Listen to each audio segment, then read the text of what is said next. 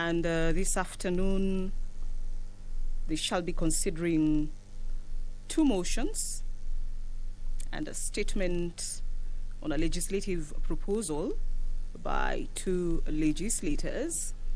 But first things first, a look at the first matter on the order paper this afternoon.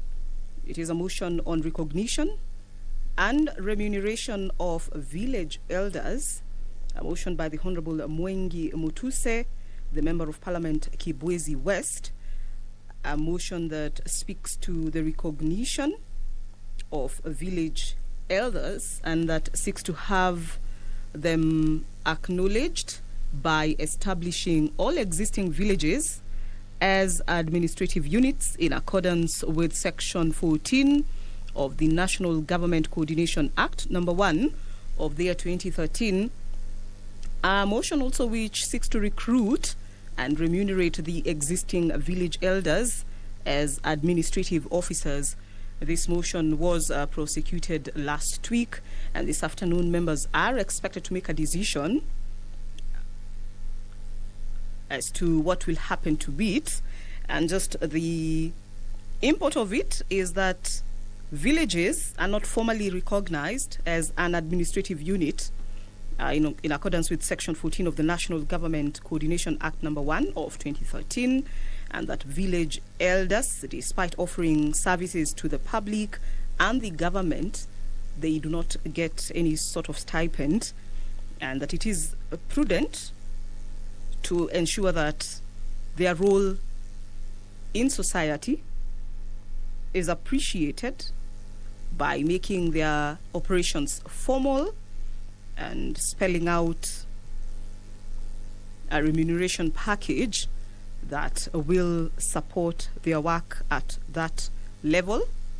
Village elders are part and parcel of communities having existed at that basic level of administration for the longest time, and therefore the Honorable Mwengi Mutuse in his motion argues that it is prudent to have them considered in that kind of manner.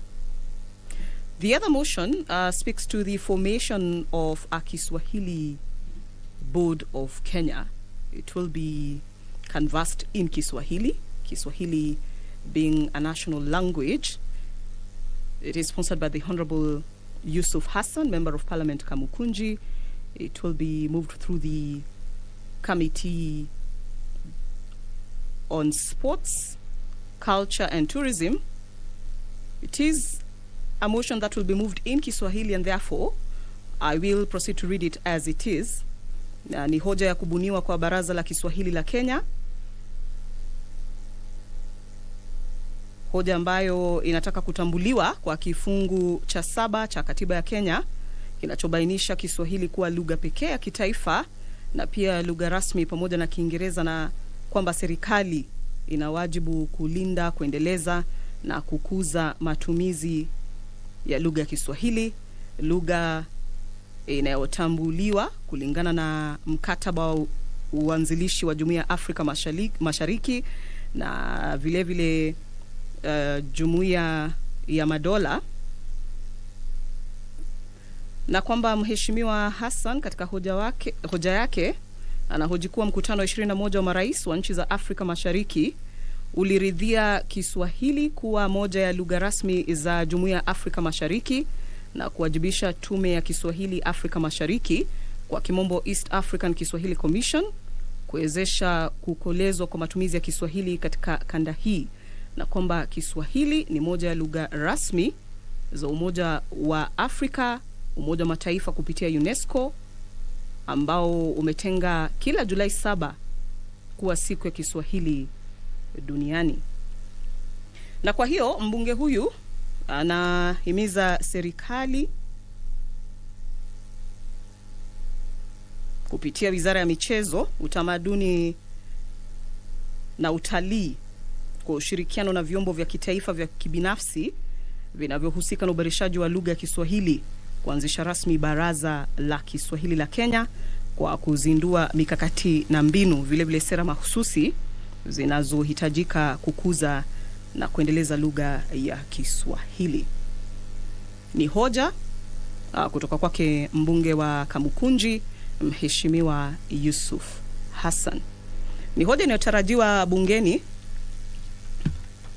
alasiri ya leo, na baada ya hapo the members of the National Assembly will also be considering statements on a legislative proposal to amend the Constitution, and this will be under Standing Order 114(7)A.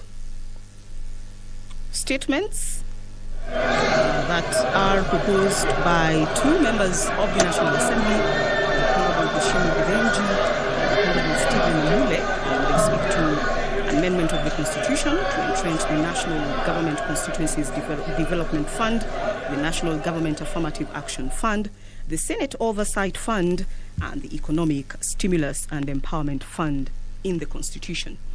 A live broadcast brought to you by the Parliamentary Broadcasting Unit in conjunction with the Kenya Broadcasting Corporation, a sitting that will be presided over by the Speaker of the National Assembly, Honorable Moses Wetangula. My name is Veresto Mwanga, and on behalf of my colleagues here, including my co-commentator Kamche Menza and Karen Kisila on the sign language interpretation, I welcome you to follow these proceedings. Good afternoon.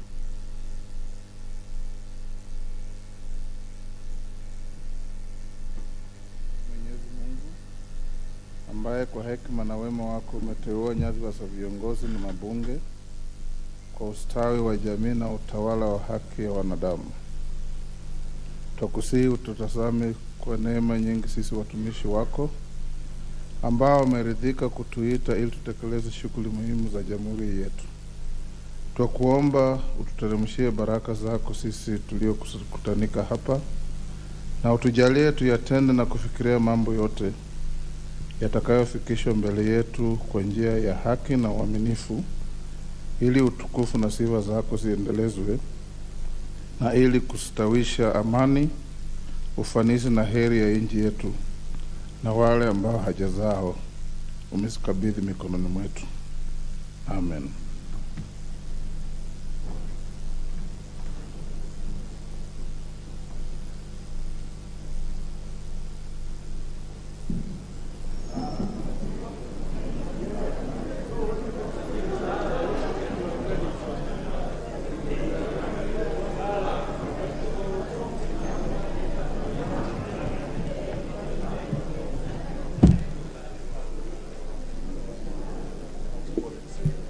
Honorable members, there is quorum to transact business.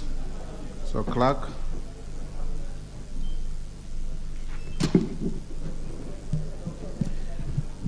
Order number 1, administration of oath. Order number 2, communication from the chair.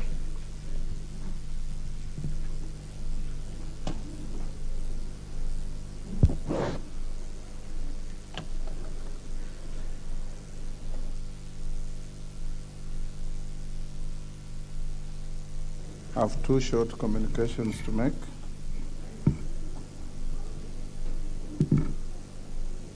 You can take your seats, honorable members.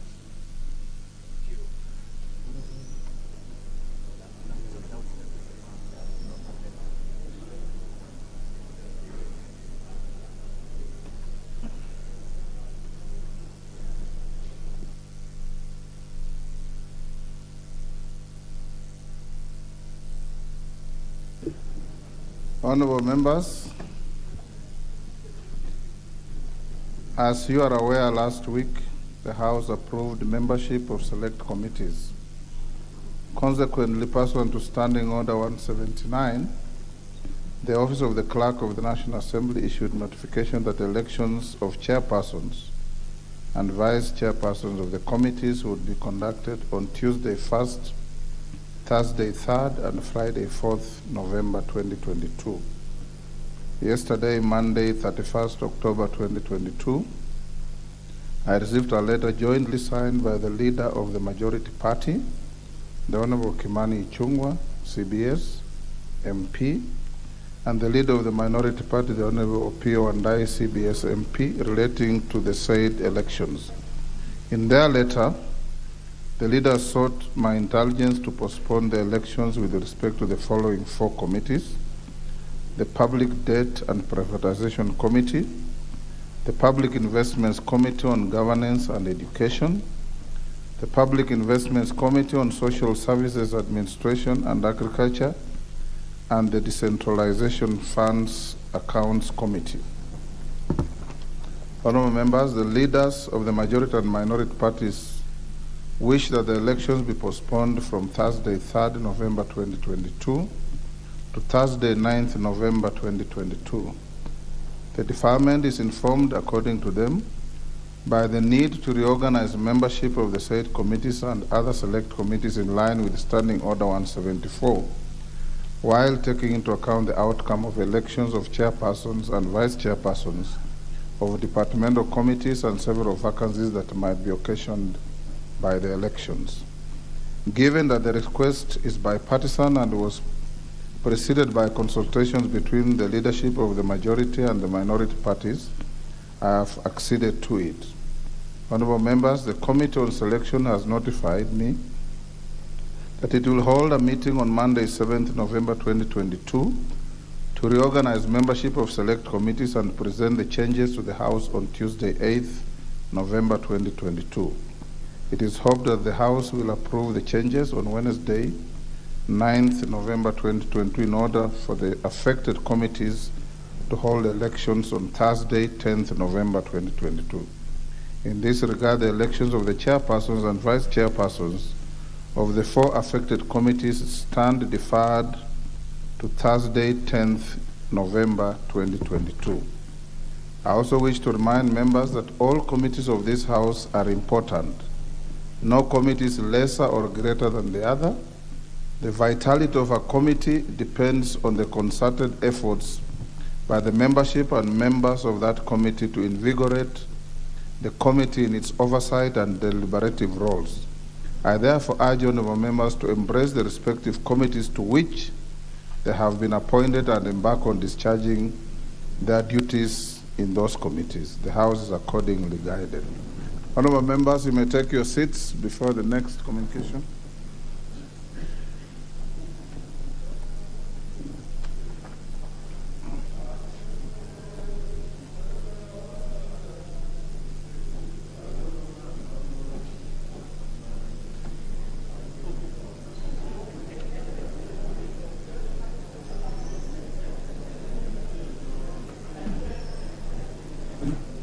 Order, honorable members. Honorable members, the next communication is for the new members.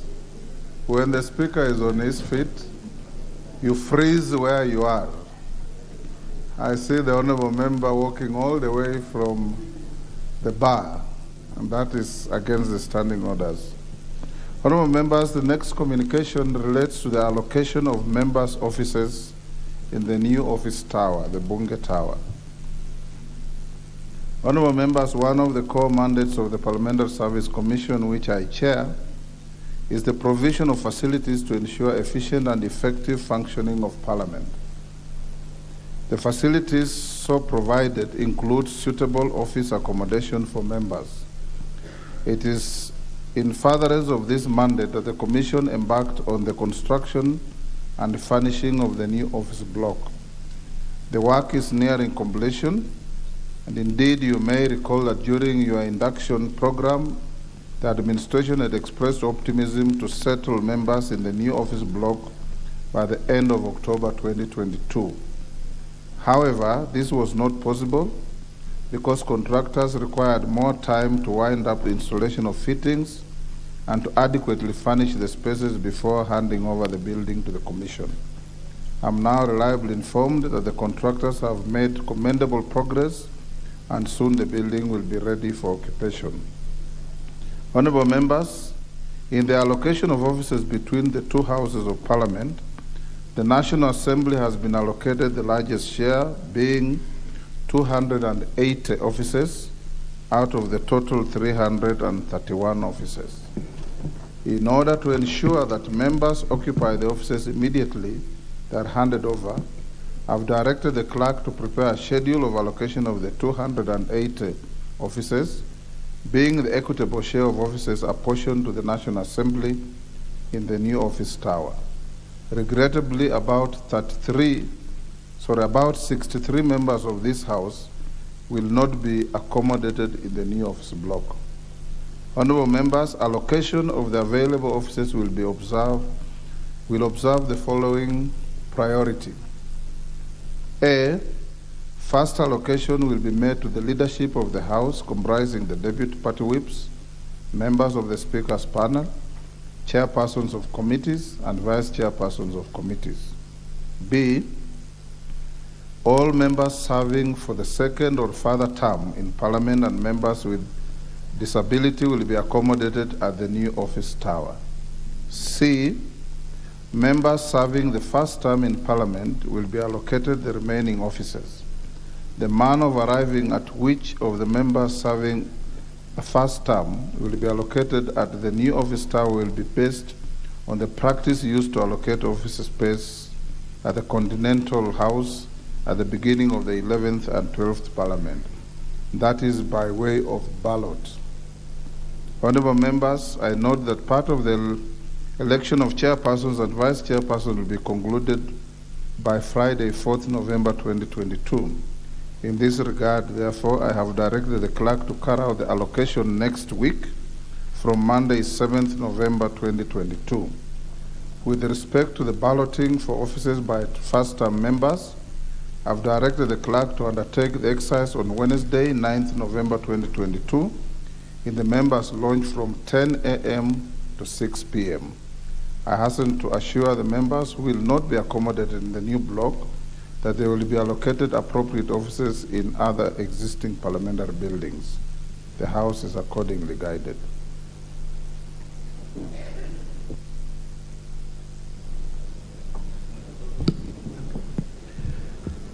Order number 3, messages.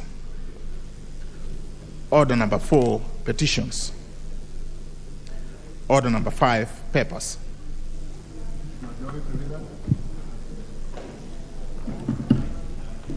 Majority Leader. Honorable Speaker, I beg to lay the following papers on the table of the House today, Tuesday, November 1st, 2022. 1, legal notice number 176 of 2022, relating to the adjustment of rates of excise duty for inflation regulations 2022, and the explanatory memorandum from the Kenya Revenue Authority. And 2, legal notice number 177 of 2022, relating to the adjustment of rates of export levy for inflation regulations 2022, and the explanatory memorandum from the Kenya Revenue Authority. Thank you, Honorable Speaker.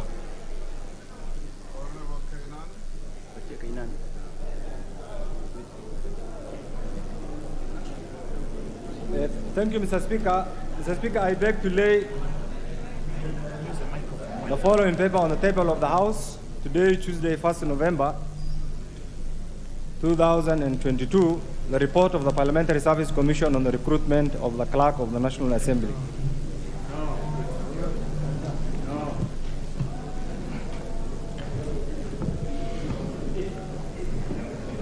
Order number 7, questions. Order number 6, notices of motion.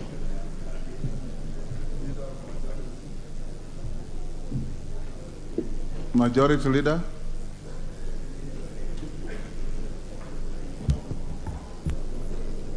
Honorable Speaker, I beg to give notice of flowing motion that this House adopt session of paper number 3 of 2021 on the National Action Plan on Business and Human Rights, laid on the table of the House on 21st September 2021. Next, Honorable Kainan.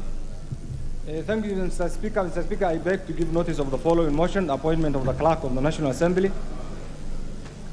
That taking into consideration the recommendation of the Parliamentary Service Commission and its report on the recruitment of the Clerk of the National Assembly, laid on the table of the House today, Tuesday, 1st November 2022, and pursuant to the provisions of Article 128(1) of the Constitution, this House approves the appointment of Mr. Samuel Njoroge as the Clerk of the National Assembly. Thank you, Mr. Speaker. Next, the Honorable Member for Dagoretti South. Kiaria.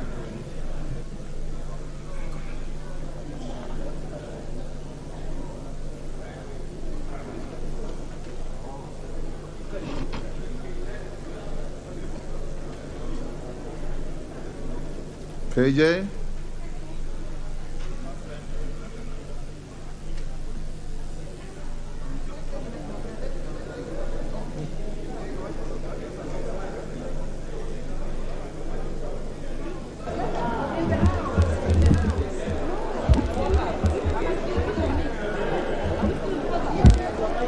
Order, honorable members, the conversations are too loud.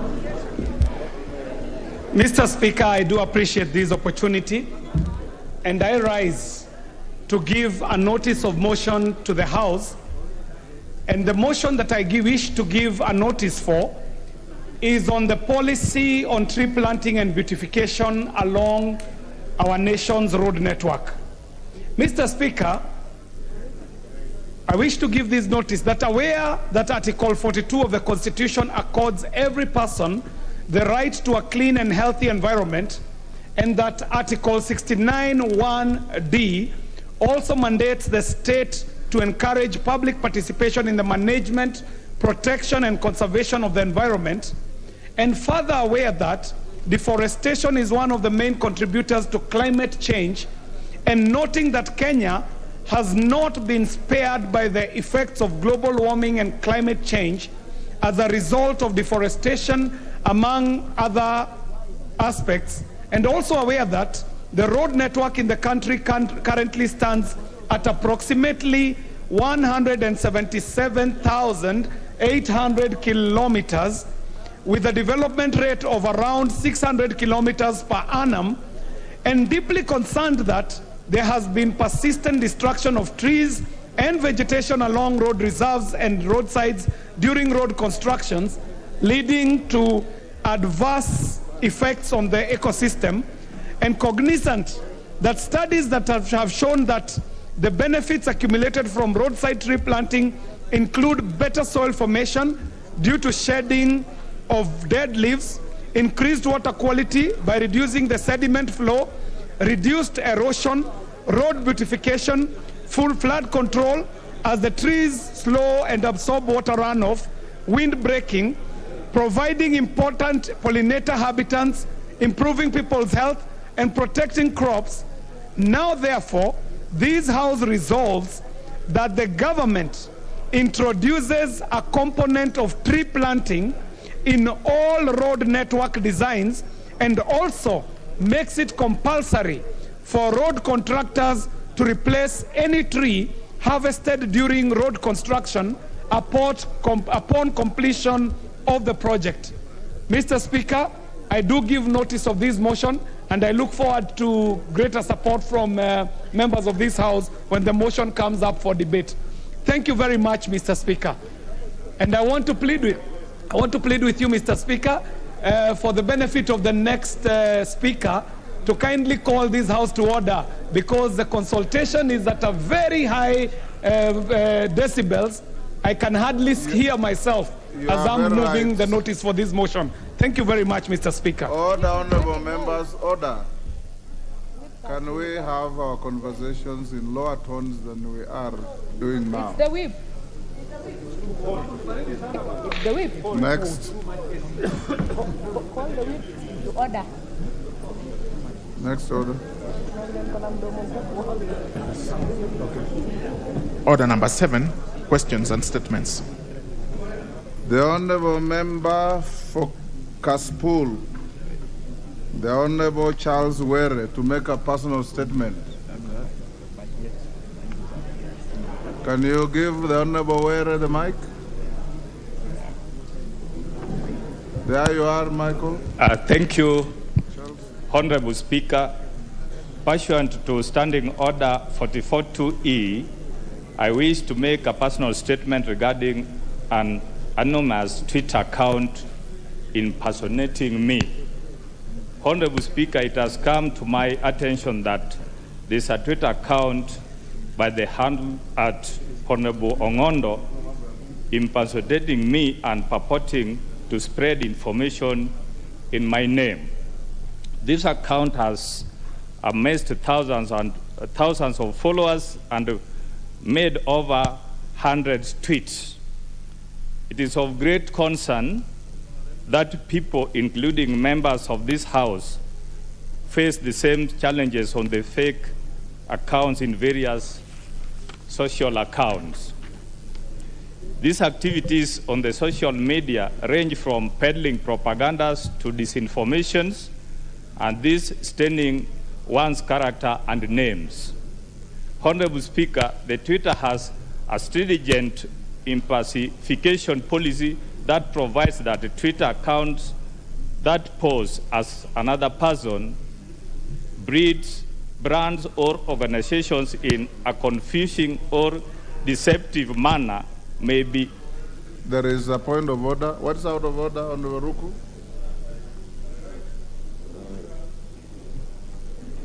Mr. Speaker, I rise on starting on the 106, whether what the member is rising to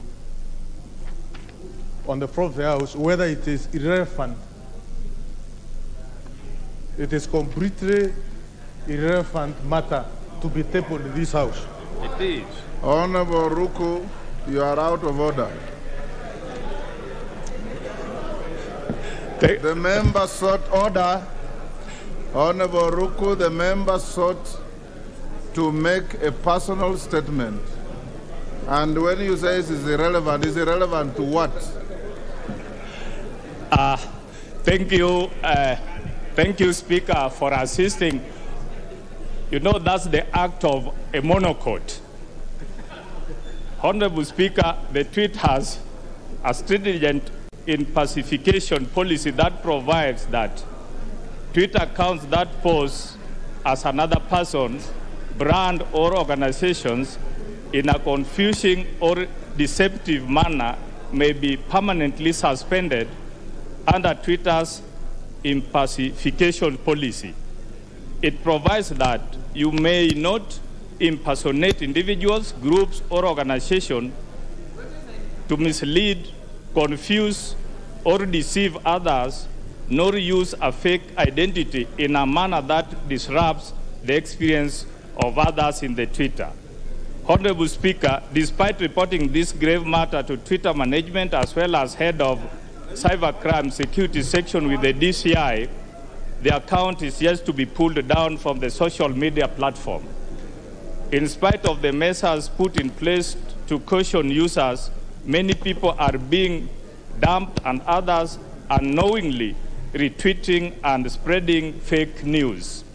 Honorable Speaker, this House is called the August House for a reason.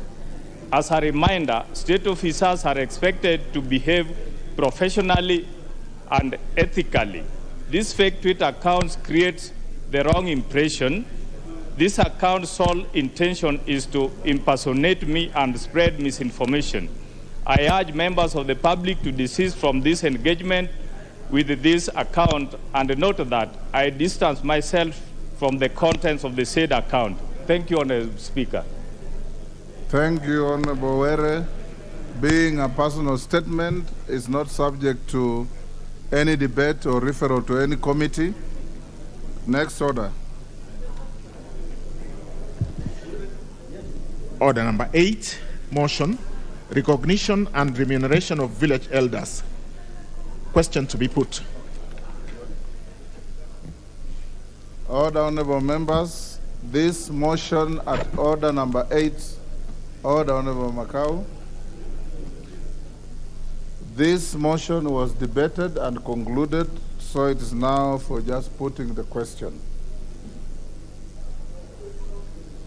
That aware that, I now put the question, honorable members, that aware that there have been village elders in every village in the Republic of Kenya, cognizant that the village is not formally recognized as an administrative unit in accordance with Section 14 of the National Government Coordination Act number 1 of 2013, noting that despite the said village elders offering services to the public and the government, they are not remunerated contrary to Article 41 of the Constitution on Fair Labor Practices.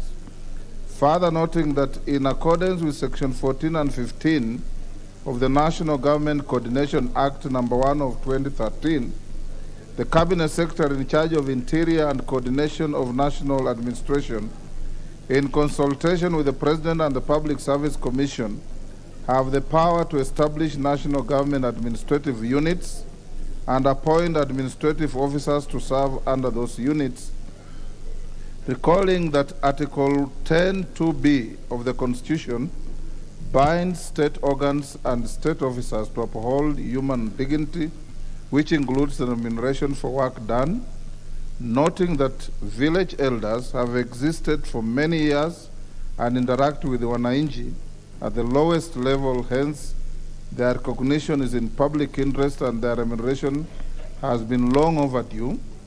This House therefore urges the national government through the Minister of Interior and Coordination of National Government to 1. Establish all existing villages as administrative units in accordance with Section 14 of the National Government Coordination Act number 1 of 2013, and 2. Recruit and remunerate the existing village elders as administrative officers. As members of that opinion say aye. Will those of the contrary opinion say nay? The ayes have it. Next order. Order number 9, special motion, appointment of the Clerk of the National Assembly. Honorable Kainan. Bring the report.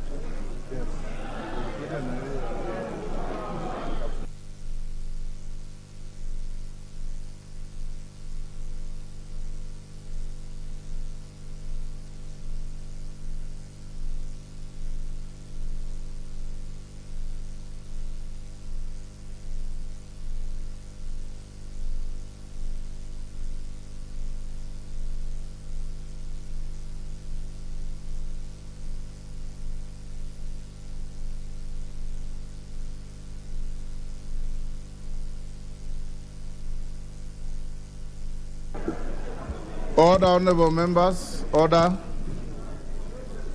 Honorable members, I need to guide the House as follows. The motion, the special motion at order number 9 will be debated for 1 hour. After that, I believe the member for Matungulu, the Honorable Stephen Mule, and the member for Gishugu, Honorable Gishimu Girinji, are in the House. In our communication last week, I informed honorable members and the House that there is a bill or a proposed bill to amend the Constitution. And as you know, a bill to amend the Constitution cannot be amended once it has been tabled and is put to debate. So what we are going to do this afternoon and probably tomorrow is akin to public participation, although the bill will still go to public when it's published. Members will be given an opportunity to ventilate as much as you possibly can on the proposed bill before publication, so that the proponents of the bill can pick your views as they prepare for the official publication of the bill. They may very well, after hearing the whole House, be able to amend or change the structure of their bill so that when it comes to the House, it can then sail through in accordance with the provisions of the Constitution and the rulings of the High Court and the Supreme Court, that bills to amend the Constitution must be passed as they come, as they are, or be rejected as they are. Honorable members will now allow the Honorable Kainan. I'm told the documentation will be here in the next 7 minutes. Since we have 1 full hour, you can start moving your motion. And then thereafter, after 1 hour, that is by exactly 4, we will close the debate, put the question, and then go to the Mule Gishimu bill, draft bill.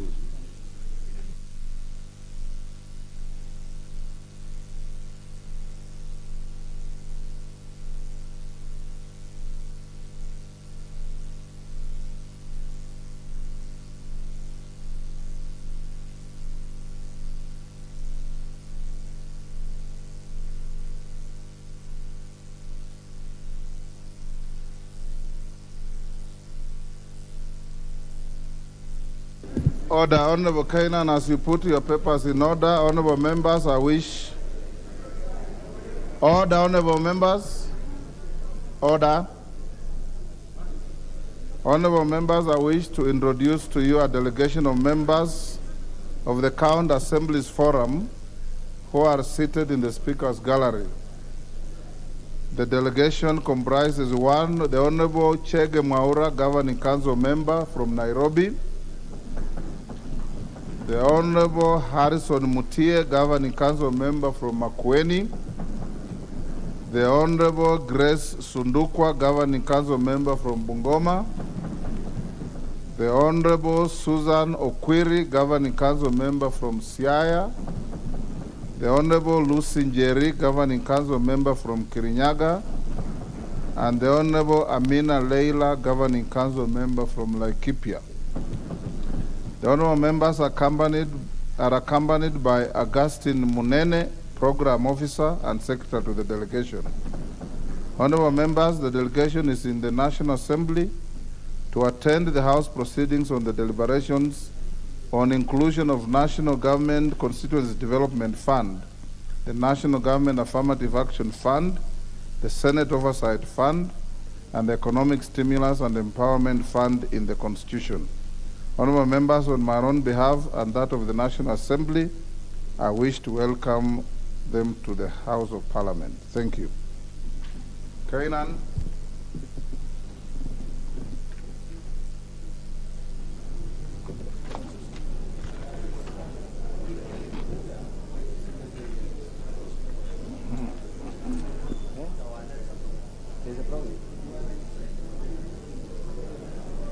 Thank you, Mr. Speaker. Mr. Speaker, I beg to move a motion on the appointment of the Clerk of the National Assembly, that this House, taking into account the recommendation of the Parliamentary Service Commission and its report on the recruitment of the Clerk of the National Assembly laid on the table of the House, today, Tuesday, 1st November 2022, and pursuant to the provisions of Article 128(1) of the Constitution, this House approves the appointment of Mr. Samuel Njoroge as the Clerk of the National Assembly. But Mr. Speaker, let me say this from the onset.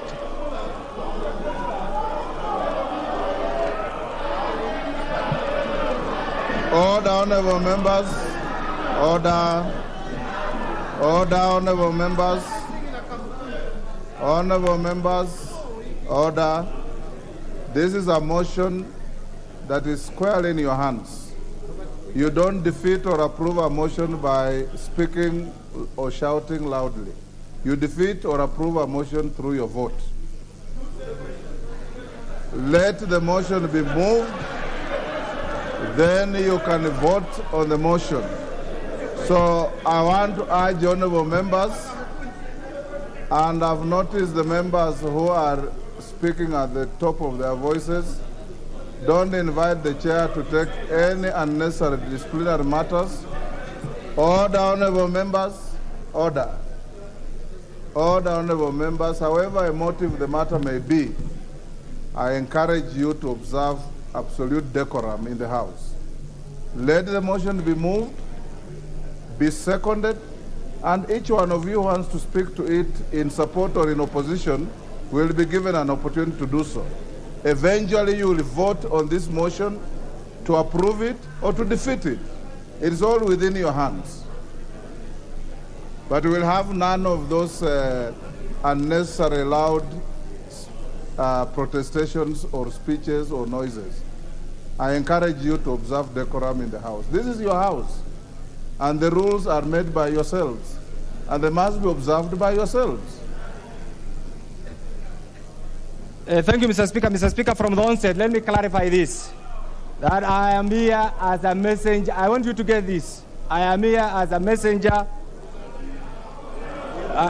of the Commission. The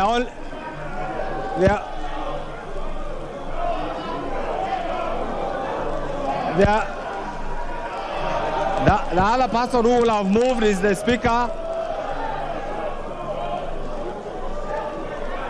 The other person who will have moved is the Speaker, who is the chairman of the commission, and the Speaker can't come here, and therefore I'm doing it on his behalf. Mr. Speaker, the mandate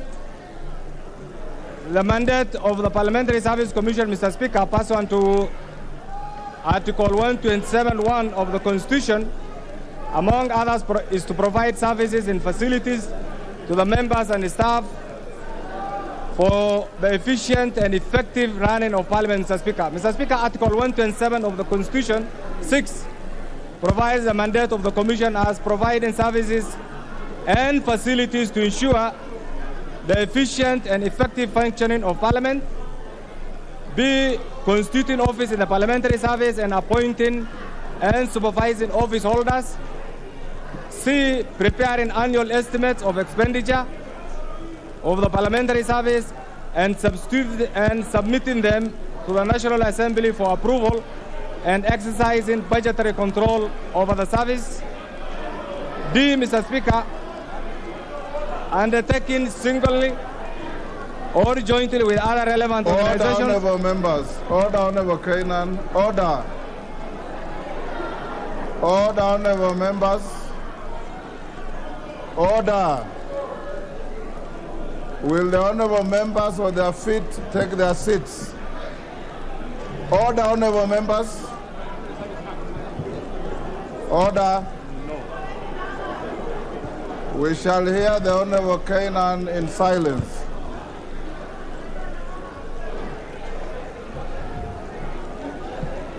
Mr. Speaker, I just want to request the members, I am the messenger on behalf of the Commission, on behalf of the Speaker, who is the chairman. Mr. Speaker, don't hit the messenger, go for the message. Mr. Speaker, C is performing other functions necessary for the well-being of the members and the staff of Parliament, or as prescribed by national legislation. Mr. Speaker, Article 127(2) and 3 provides for the composition of the Commission. Mr. Speaker, the chairman is the Honorable Moses Wetangula, the Speaker of the National Assembly.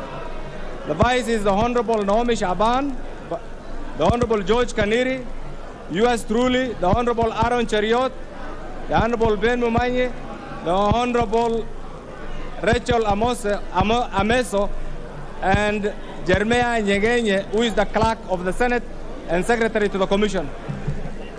Mr. Speaker, the recruitment of the position of the Clerk, Mr. Speaker of the National Assembly. Mr. Speaker, the position of the Clerk of a House is an office in the Parliamentary Service Commission established under Article 128 of the Constitution. Mr. Speaker,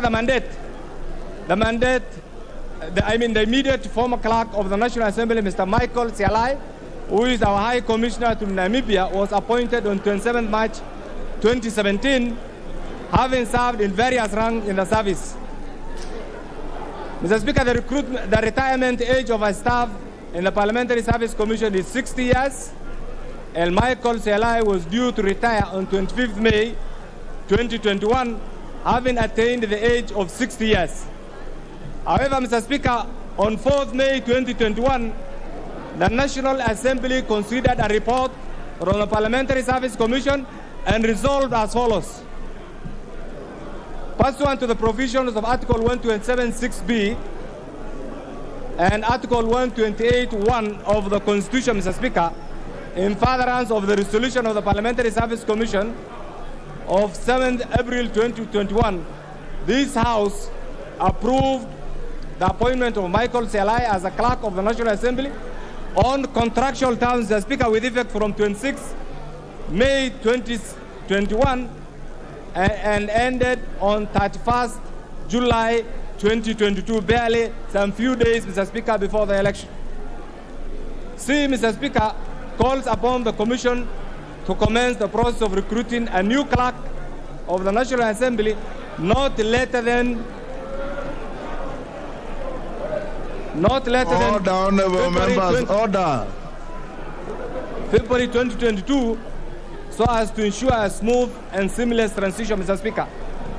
Mr. Speaker, due to the impending end of the contract of the incumbent, Mr. Michael Selai, on 31st July 2022, as well as the resolution of the Assembly to commence the process, and Mr. Speaker, I want to emphasize, this was the resolution of this very House, Mr. Speaker, to commence the recruitment of the new clerk not later than February 2022, so as to ensure a smooth and seamless transition. The Parliamentary Service Commission advertised for the position of the clerk of the National Assembly in 2 dailies, Mr. Speaker, 2 daily newspapers with a national circulation, that is the Nation newspaper and the Standard newspaper, and the website of the Parliamentary Service Commission on February 4th, February 2022. A copy of the advertisement, Mr. Speaker, is attached. The closing date, Mr. Speaker, of the application was 21st February 2022. Order. Order, honorable members. Order. Order, Honorable Faith Gitao and your team. Order, honorable members. Honorable members, order.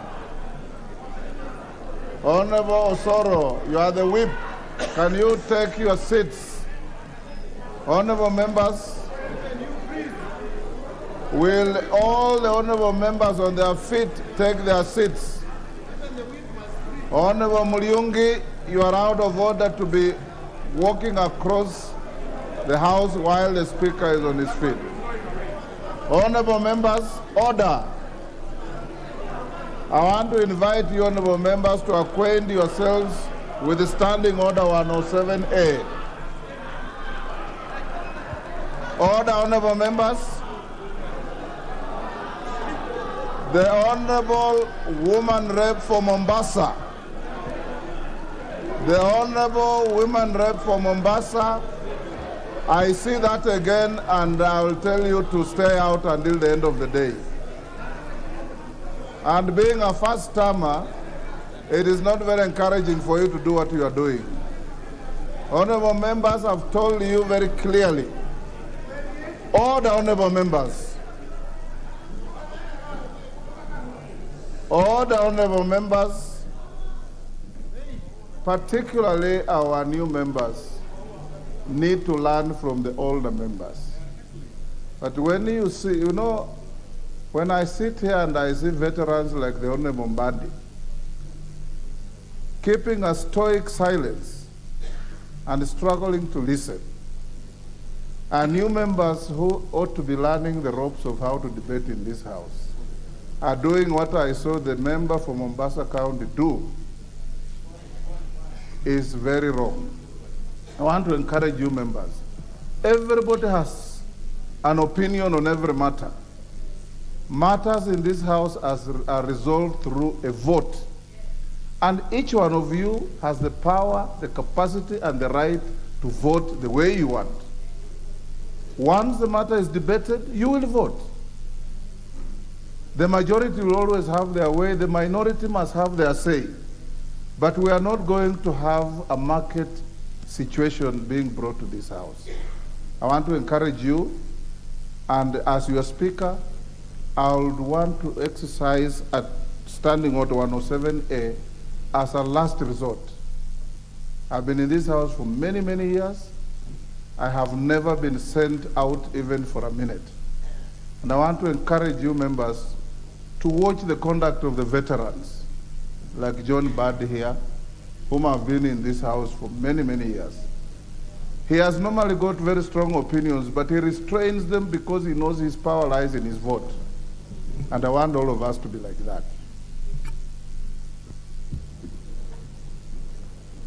Thank you, Mr. Speaker. Mr. Speaker, the terms of service and requirements for the position of the Clerk of the National Assembly, Mr. Speaker, the advertisement indicated that the applications were invited from energetic and result-oriented individuals, Mr. Speaker, interested in serving the position of the Clerk of the National Assembly, Mr. Speaker, at PSC Scale 17 in the Parliamentary Service for a term of 5 years with eligibility for reappointment, Mr. Speaker, for one term of another 5 years, which means this position is a contractual. 5 years, you do well, you can be reappointed for another 5 years, Mr. Speaker.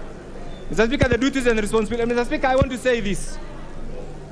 Having been around for many years, Mr. Speaker, in this particular parliament, we should count ourselves lucky because once upon a time, This particular process we are about to undertake, Mr. Speaker, used to be the preserve of the Parliament of the Public Service Commission, Mr. Speaker, and I know me and you, we have been here for many years. We used to have and benefit from the services of special DOs who used to be seconded to this Parliament as clerks. Luckily today, the power of appointing your clerk lies with you. This is why at the end of this process, you will exercise your right as a member of Parliament, either support or reject, and please exercise that when the time comes, Mr. Speaker. Mr. Speaker, the duties and responsibilities of the clerk, Mr. Speaker, the administrative function is the day-to-day management and the functioning of the National Assembly. 2, the execution of the Commission's decision relating to the National Assembly. Mr. Speaker, because we have a bicameral house, we have the Senate, we have the National Assembly, and we have a joint service, Mr. Speaker, and therefore the work of this particular clerk will be to manage all issues relating to the National Assembly, Mr. Speaker. 3, the overall management of the staff of the National Assembly, Mr. Speaker, pursuant to Article 128(2) of the Constitution, Mr. Speaker. Among these issues, actually, Mr. Speaker, includes the appointments, promotions, and discipline of staff of the National Assembly. 2, assignment of duties, supervision, and training of staff of the National Assembly. 3, deployment of staff, Mr. Speaker, of the respective clerks to serve in any of the areas in Parliament, Mr. Speaker. 4, preparation and submission of the programs necessary for the achievement of the mandate of the Commission. And 5, performing any other duty as may be assigned, Mr. Speaker. Mr. Speaker, the procedural functions, rendering expertise and non-partisan and impartial advice to the members of Parliament, members of the National Assembly, on legislative process and parliamentary procedures and practice, Mr. Speaker. That is another core function of the clerk, Mr. Speaker. Also carrying out such other duties and exercising powers as may be conferred on him or her by law or by the standing orders and practice of the National Assembly, Mr. Speaker. Mr. Speaker, requirements for one to be a clerk: one had to be a citizen of the Republic of Kenya, one had to hold a degree from a recognized university in Kenya, one at least must have a 10 years experience, one must have demonstrated flair and good understanding of the parliamentary practice, and 5, meets the requirements of the Leadership Integrity Act as prescribed under Chapter 6 of the Constitution, Mr. Speaker. Mr. Speaker, the advertisement further required application must include cover letters from institutions like the Ethics and Anti-Corruption, the Directorate of CID, Kenya Revenue Authority, the Credit Reference Bureau, the Higher Education Loans Board, Mr. Speaker, and the applications were to be addressed to the Secretary of the Commission, Mr. Speaker. Mr. Speaker, and delivered during the office hours to the head of the Commission Secretariat, Mr. Speaker. Mr. Speaker, as a result of this advert, over 48 Kenyans, Mr. Speaker, applied for this particular position. And Mr. Speaker, through the shortlisting, 4 individuals were shortlisted, Mr. Speaker. The first was Samuel Josephat Njoroge. 2 was Muhammad Ali Muhammad. 3 was Eunice Wanjiku Kichangi, and 4 was Sarah Kioko. Mr. Speaker, the publication of the long list and the short list and the interview notice was also given. And finally, Mr. Speaker, the Commission carried out oral interviews. And out of these oral interviews, Mr. Speaker,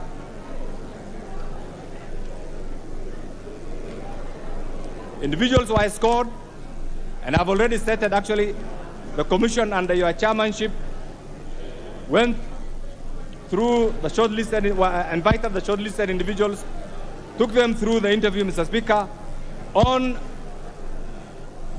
the following methodology for assessment, Mr. Speaker. The first one was academic qualifications. The second was technical proficiency. The third was leadership and administrative experience. The fourth was general knowledge and current affairs. And the fifth, presentational skills and demeanor. And Mr. Speaker, out of this,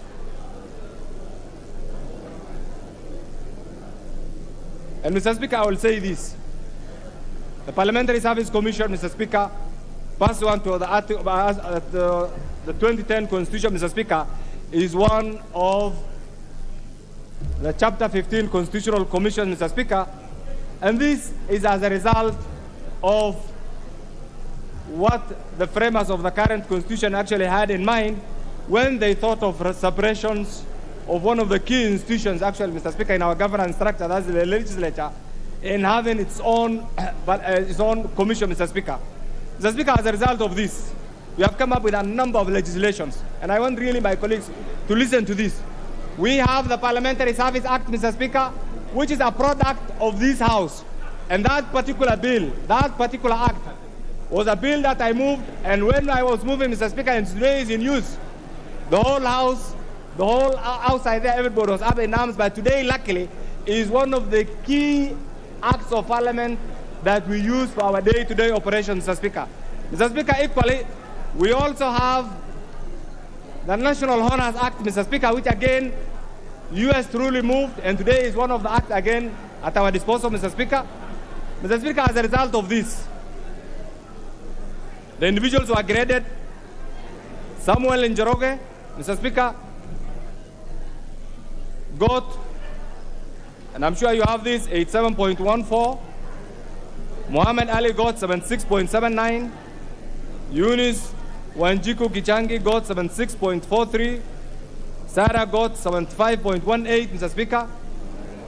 And Mr. Speaker, based on the foregoing, the Parliamentary Service Commission resolved to have Samuel Njoroge to be appointed to the position of the Clerk of the National Assembly for a term of 5 years. It's contractual. It's 5 years.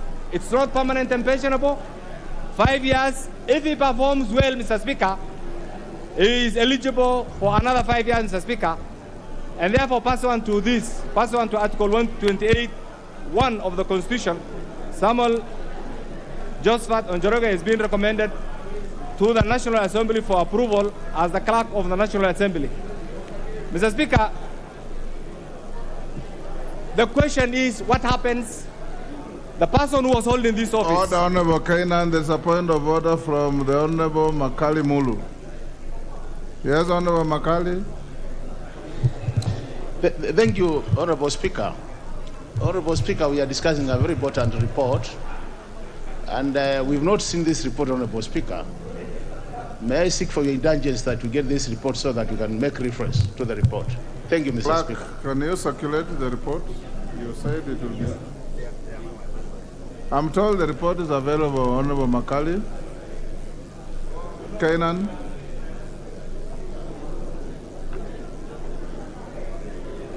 Mr. Speaker, at the time of this, if you look at the structure, Mr. Speaker, of the Parliamentary Service Commission, I mean the structure of Parliament, Mr. Speaker, as a bicameral House, the Senate has its own clerk. The clerk of the Senate has 2 deputies. Equally, the clerk of the National Assembly, Mr. Speaker, has 2 deputies. And therefore, the person who was acting the position of the clerk reverts back to the original position of being deputy clerk. And therefore, that person has not been sacked, or that person has not been suspended. That person continues to be part of the Parliamentary Service, Mr. Speaker. Mr. Speaker, by a copy of the application letter, the job application forms and curriculum vitae of Samuel Njoroge are in circulation, Mr. Speaker. And therefore, the Commission, pursuant to the provision of Article 128(1) of the Constitution of Kenya, Mr. Speaker, the National Assembly notes the reports of the Commission and approves the appointment of Samuel Josephat Njoroge as the Clerk of the National Assembly, Mr. Speaker.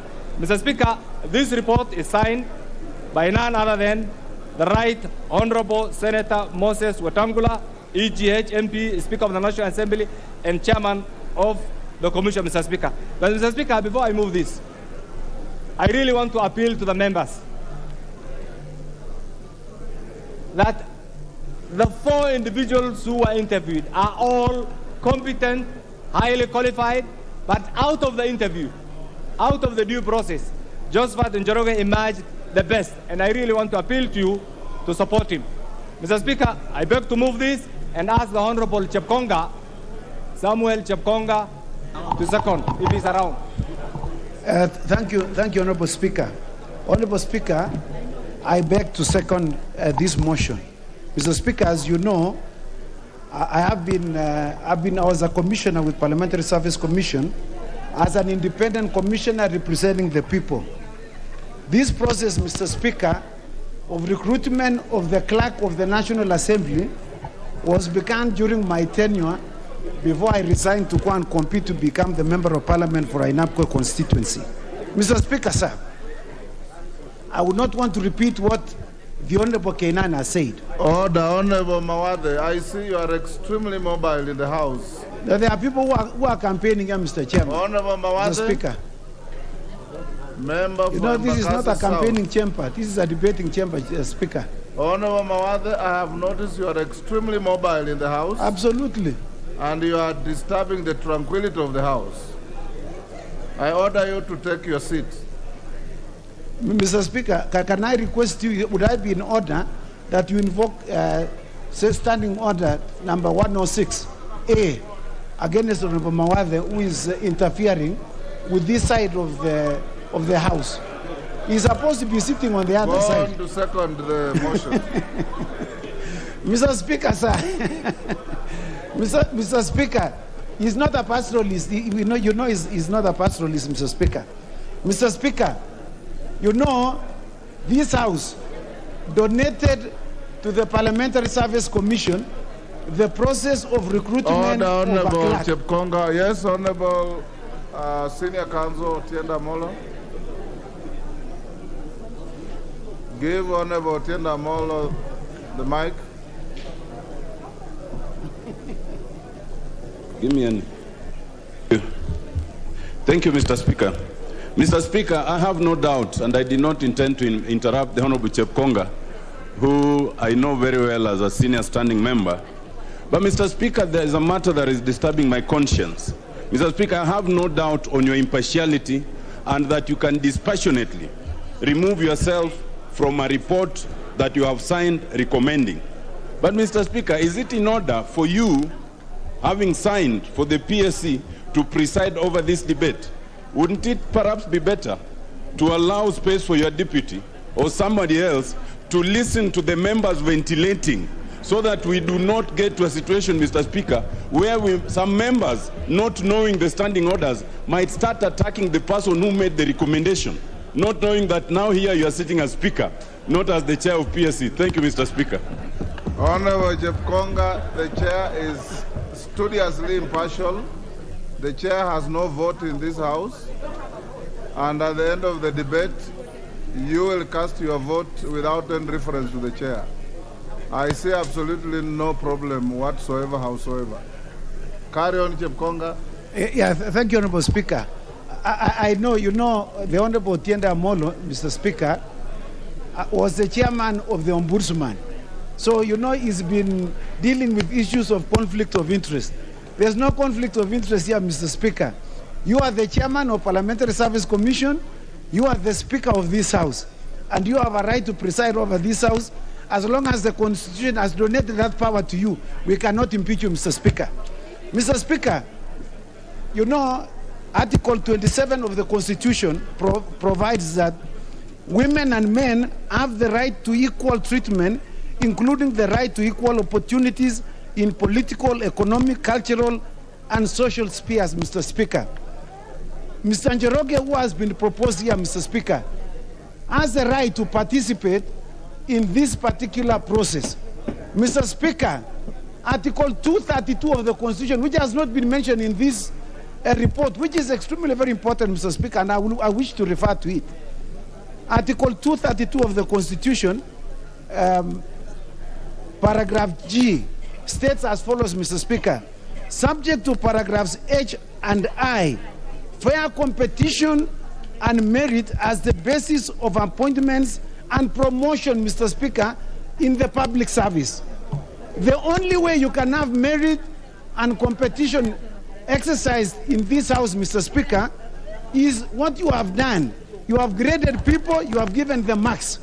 Mr. Speaker, however much we may disagree with the manner in which you have conducted it, Mr. Speaker, it is your exclusive preserve to have done it in the manner in which you did, which is in accordance with the law and in accordance with the Constitution.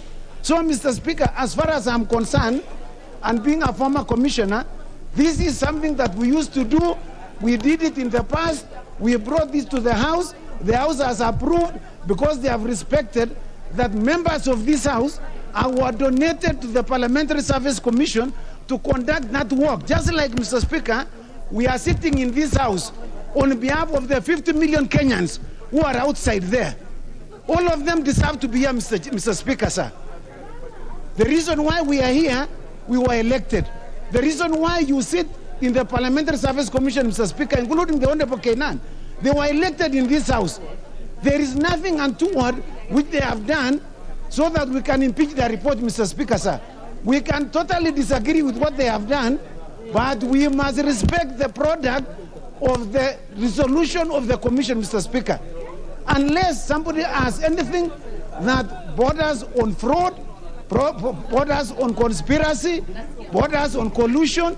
But as far as we are concerned, Mr. Speaker, speaking as a lawyer myself, we follow the law. The law has given you the power, has donated the power to you from these members. You have conducted an interview. You have given us the product of that interview, Mr. Speaker. And we are here to approve that particular product, Mr. Speaker. We may disagree. We may disagree with whether it should have been red, it should have been green, should have been yellow.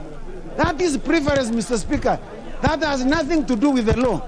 We may not like the law, but we must follow the law because we believe in the rule of law, Mr. Speaker, sir. And everybody has a right to be heard. In fact, Mr. Speaker, you have made a very good ruling, except that some people are still campaigning here, Mr. Speaker. You know, they are not listening and they would want to vote. It is important they listen to what the law says. And so, Mr. Speaker, I just like to say that the product of the Parliamentary Service Commission must be supported. And I therefore second. I thank you, Mr. Speaker. Order, honorable members. Order. Order, honorable members. I now propose the question,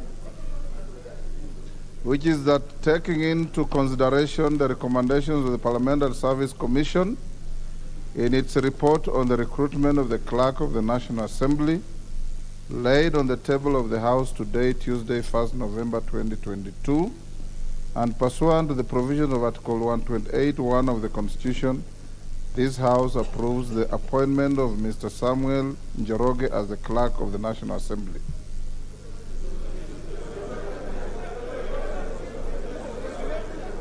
Is that what you want? Yes.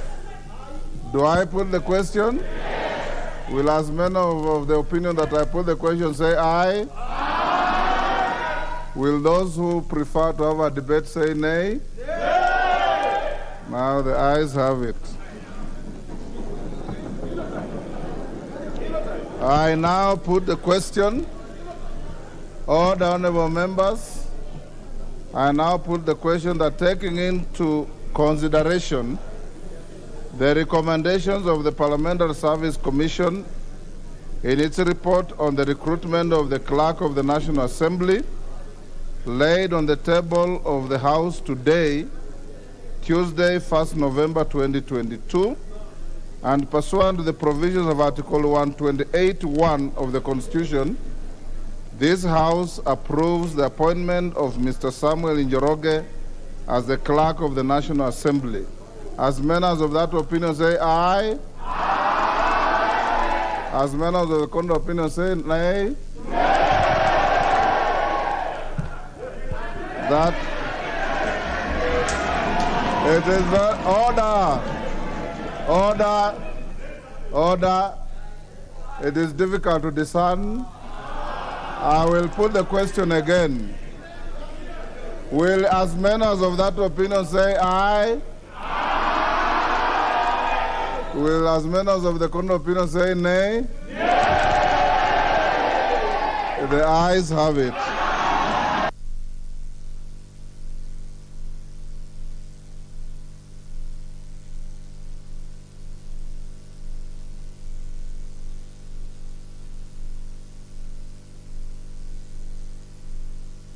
Order, honorable members, order. You don't have to continue standing. You have the requisite number to have a division. Order. You have enough numbers to have a division. So we'll have a roll call vote. You may take your seats. You may take your seats. Order, honorable members. Order. We will have an electronic voting. You all have your cards. Log in, and you will. In how many minutes?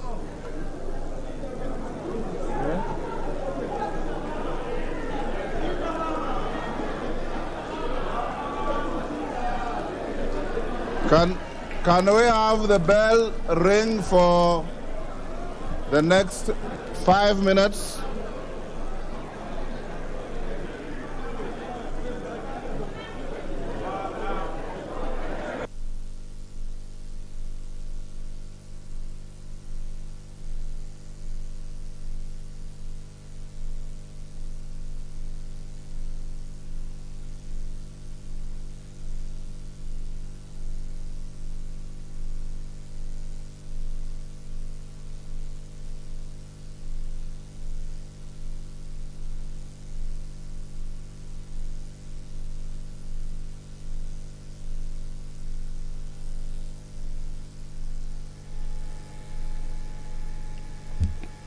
Well, the Speaker of the National Assembly, Honorable Moses Wetangula, has just ordered that the bell be rung.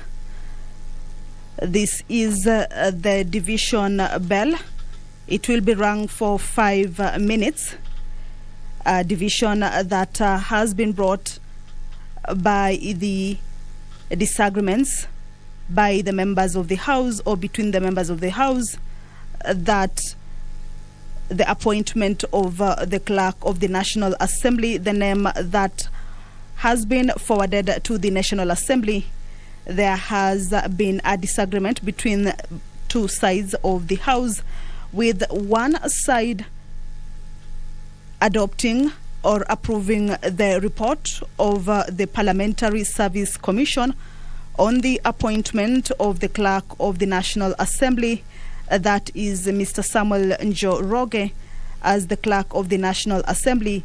This is a report that has been tabled on the floor of the House this afternoon by a member of the Parliamentary Service Commission, that was Eldas MP Adan Kainan, that brought to the attention of the members of the National Assembly over the agreement by the Parliamentary Service Commission to appoint Mr. Samuel Njoroge as the clerk of the National Assembly. Adan Kainan indicating that 48 Kenyans applied for this particular position that was advertised in two dailies, that is the Daily Nation as well as the Standard newspaper, advertising a vacancy in the Speaker, in the clerk of the National Assembly position, following the end of term for the former clerk of the National Assembly, Mr. Michael Sialai. There was a vacancy in that position that Deputy Speaker of the National Assembly, Sarah Kiyoko, was in an acting capacity before the elections, during the swearing in, and even after the elections. But as per the standing orders of the House, that particular position has to be filled before February next year, or 2023, and that the process of filling that particular position has been on for a while, starting with the advertisement and the short listing. And here, the member for the Parliamentary Service Commission, Honorable Adan Kainan, who presented the report of the Parliamentary Service Commission on the appointment of the clerk of the National Assembly, indicated that only 4 out of the 48 Kenyans who applied for this particular position were able to be shortlisted. 4 individuals who had applied for this particular position were shortlisted, including the name of acting clerk Sarah Kiyoko, as well. Order, honorable members, you may take your seats. Order, honorable members. Honorable members, Honorable Wanjiku Muya, take your seat.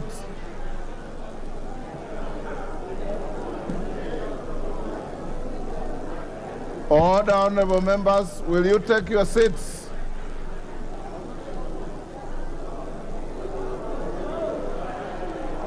Order. Order. Order, honorable members, order. Honorable members, take your seats. Honorable members, take your seats. Order, honorable members. I have received a representation from the majority and minority leaders, to which I've acceded to, that we take a roll call vote under Standing Order 73. And I order that we take a roll call vote. Clerk, be ready to start. And honorable members who are on their feet, can you take your seats?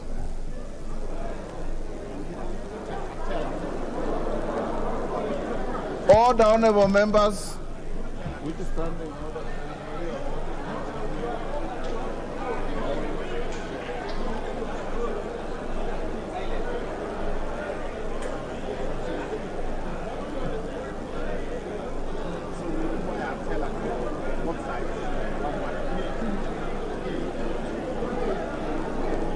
Order, honorable members.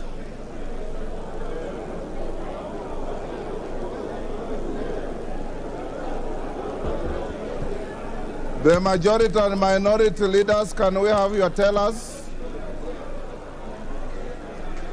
Can we have your tellers?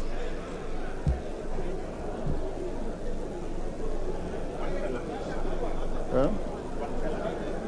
Honorable Wandai, can I have your teller? Honorable Ichungwa, can I have a teller? Honorable? Honorable Mbui. Honorable Robert Mbui and Honorable Dr. Bukose. Dr. Bukose. Honorable members, I need not remind you of Standing Order 76. During voting, you maintain decorum. I want to see every member taking their seats. I want all the voting to go on. Honorable Koyo from Horoni, will you take your seat?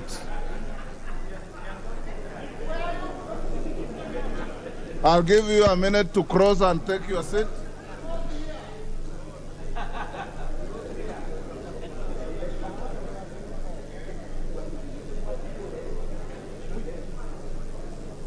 Honorable members, take your seats. Honorable Koyo, get your seat, please. Honorable members, now this is your opportunity to exercise your authority to vote for or against the motion. And I want you to do that with absolute decorum. We limit our conversations until the vote is over. No movement across the aisle or within the sides of the House until the voting is over. That's what your standing orders say. So we have the tellers, the Honorable Robert Mbui for the nays, the Honorable Robert Bukose for the ayes. Clerk, you may start. And if any member continues to defy the direction, we might cite you as being grossly out of order and disorderly. We don't want to do that to any member.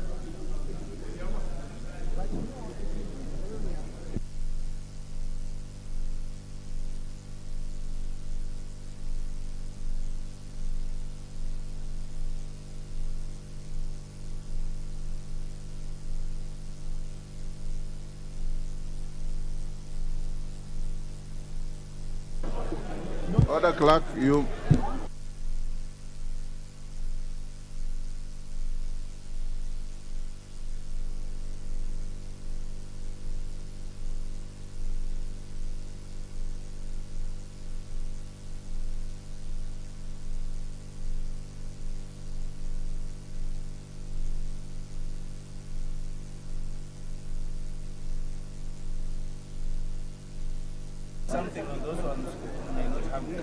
We are not using cards. It's a roll call.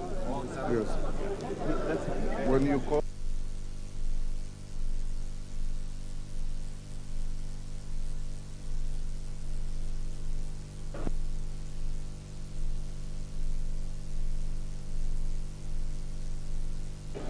Sergeants, you can draw the bar.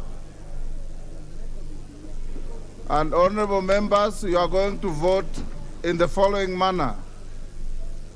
When your name is called, you walk to the clerk here and record your vote by signing against your name. Then you go back to sit. That is the advice I've been given by the clerk. Yes. Is that so? Yes. Honorable Mawade, you are not a teller. Will you take your seat? What are you saying?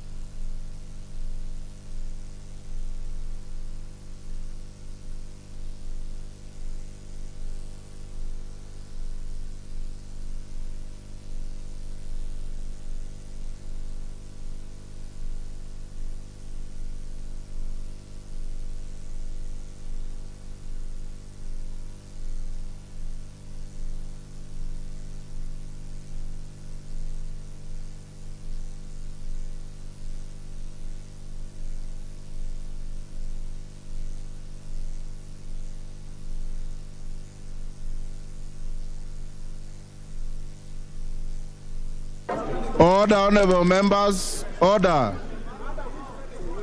Order, honorable members. When your name is called, you come to the tellers here and you'll have a tick against your name and you go back to sit and wait for the results. Clerk, can we start?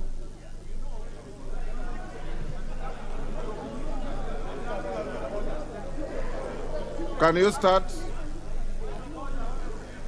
Order, Honorable. Get me the mic. Honorable Nyikal, may you take your seat, please? Chepkonga Kiprono Samuel. May you take your seat? Chepkonga Kiprono Samuel. Yes, to me answer. The voting is going on. You have given us tellers, Robert Mbui and Robert Bukose. Can the rest of the members sit until you are called? Yeah. There cannot be a point of order in the process of voting. Members, look at your standing orders. Yeah. To approve the report. Okay. Tick. Yeah. Yes. Langat Benjamin Kipkurui. Langat Benjamin Kipkurui.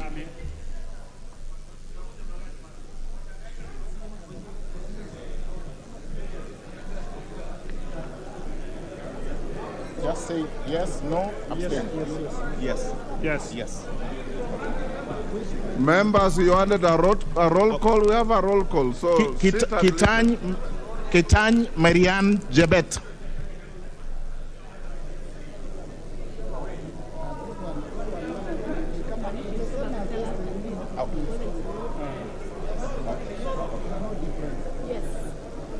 Yes. Okay. Atandi Samuel Onunga.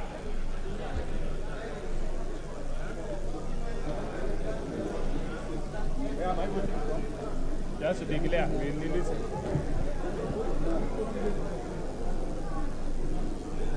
You are voting? He has not said. No, I must see. Owino John Walter.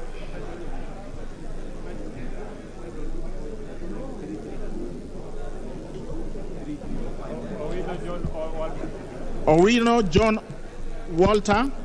Mrembo Irene Njoki. Shurie Abdi Omar.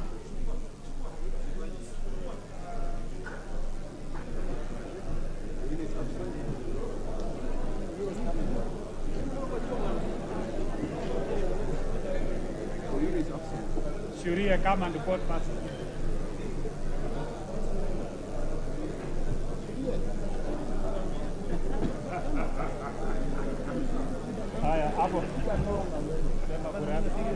Yes. Thank you.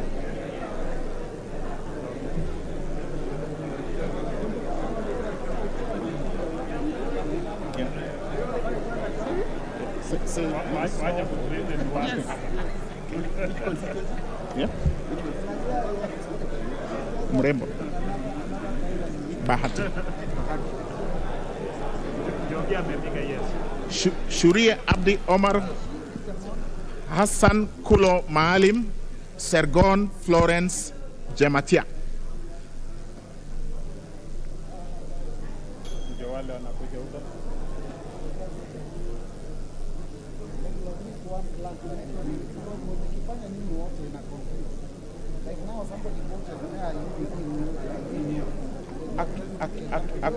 Accuracy.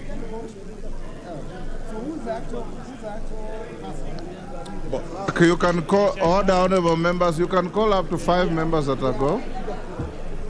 Yes, you are voting? Yes. Yes. Both of them, yes. Wamesema yes.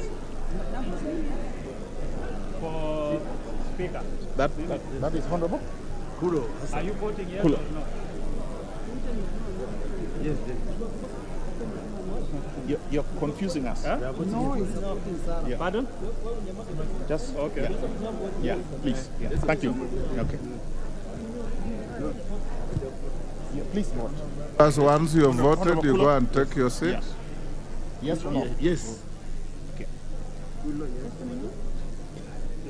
Honorable Jamatia? Yes. Kandie Joshua Chepiegon, I'm observing. Kipkoros Joseph Makilap, and Kamuren Charles. They are illiterate, so they must consult. I'm their agent.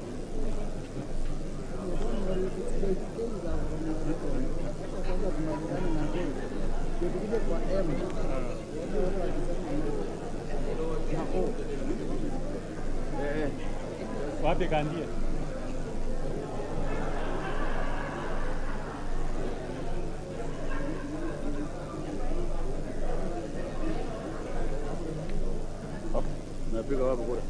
You say yes, no, abstain.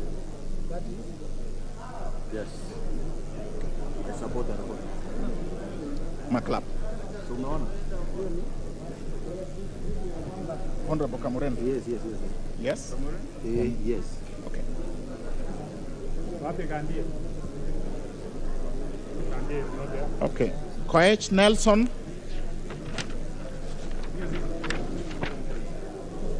Momanyi Innocent Obiri. Yes. And Barongo Nolfason Obadia. Robert.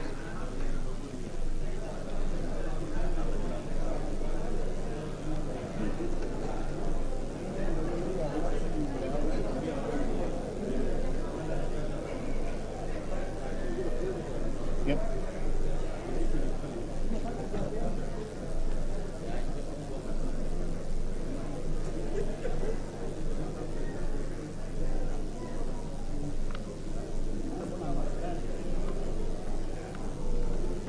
That was funny. Momanyi Innocent Obiri.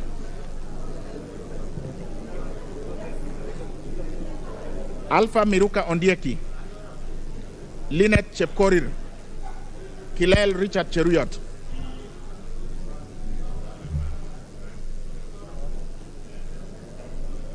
Lynette Chepkorir. Kilel Richard Cheruyot. Yegon Richard Kipkemoy.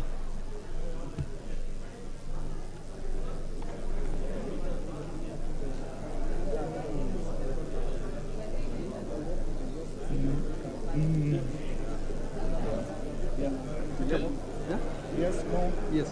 Kilele? Yeah.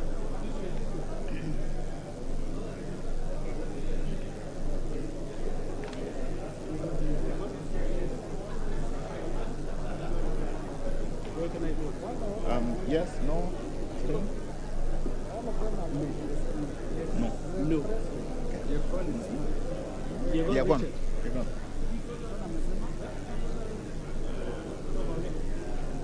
Mamwacha Onchoke Charles,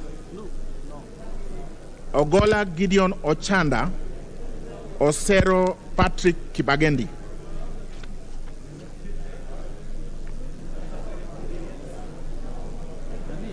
I thought you were going by count. Umeuliza watu akaunti tatu na kuwaja sisi wengine. We are following it's the constituencies.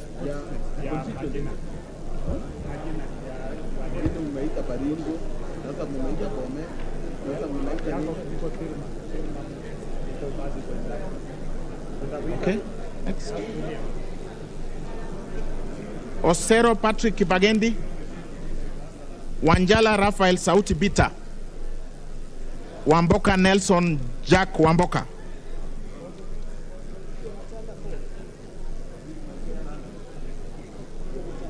Yeah, he didn't come.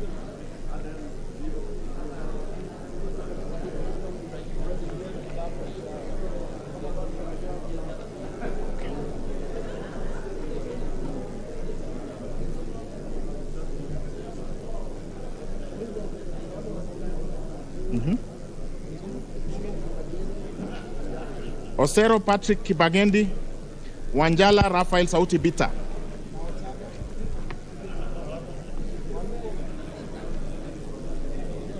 Wamboka Nelson Jack Wamboka.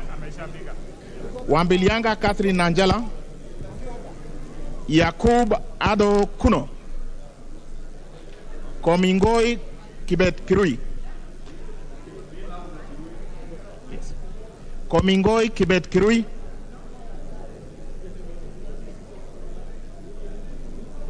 Omanyo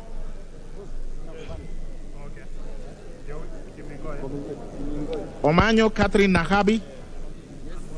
Amesema yes.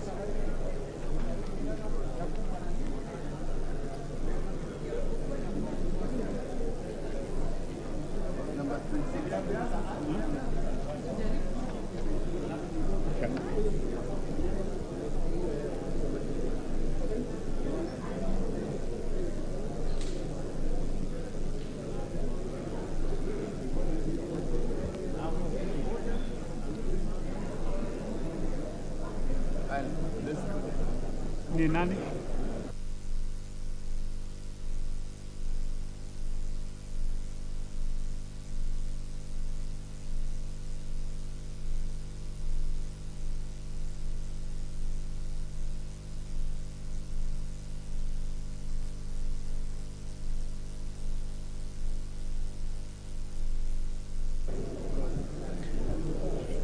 Mwale Nicholas Tindi, Oyula Joseph Maero, Murwidania Rindikiri Mogambi, Kirima Moses Ngushine.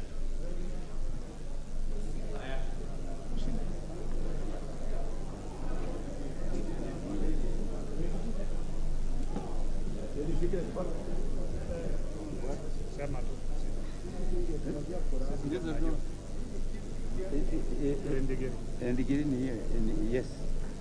Ndio. Sawa. Lazima kuja karibu nisikie.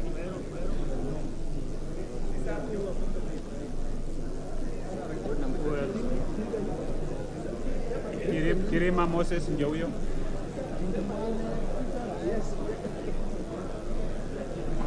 Wapi? Kirima yes or no? Kirima. Tunafanya nini? Kura yako ni yes ama no? Yes, tukisema yes ni kusema Ni kusema unaunga Njoroge ya kwetu. Yeah, weka hiyo, weka hiyo. Sawa.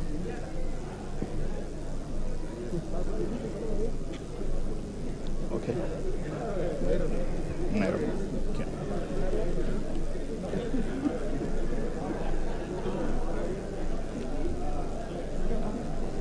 Okay, next. Shimbwa Omar Mwinyi, Koech Victor Kipngetich, Barasa Patrick Simiyu.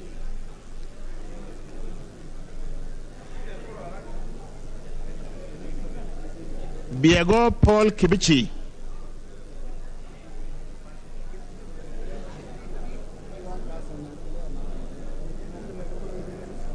Yes or no? Yes. Jevan.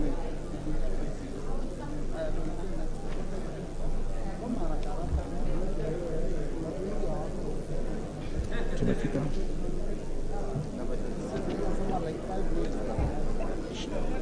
Ntwiga Patrick Munene, Maalim Farah, Elachi Beatrice Kadeveresia, Waweru John Kiarie, Sirma Musa Cherutich.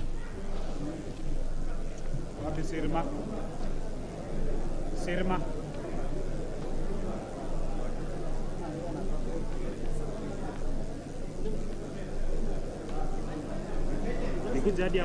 Let's take there. Just please. Yes. Mimi ni Koech Victor. Koech Victor.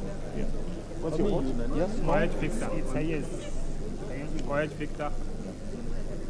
Me. Yo. Yes. Make sure it's my name. Yes. Nimesema yes.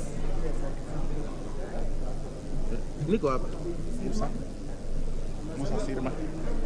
Amesema yes. You, yes. Why are you doubting that Musa Sirma said yes?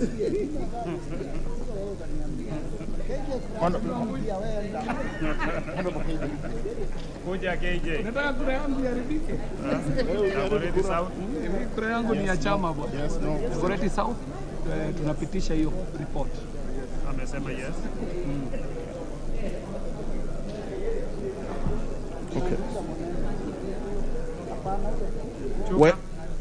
Welie Adan Kainan, Caroline Jepto Ngeleche, Gadiru Mejadonk Benjamin, Ongili Babu Owino Paul, Gakuya James Mwangi.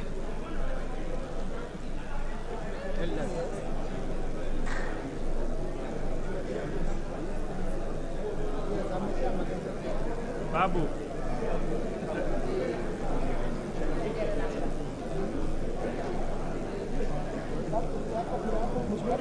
Gakuya James Mwangi.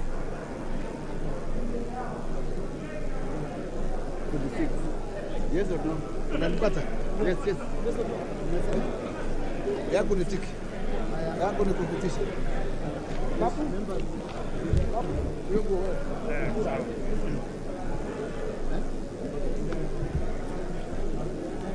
Mawade Julius Musili, Mwenje Mark Samuel Mureidi, Double N Pamela Njoki Njeru.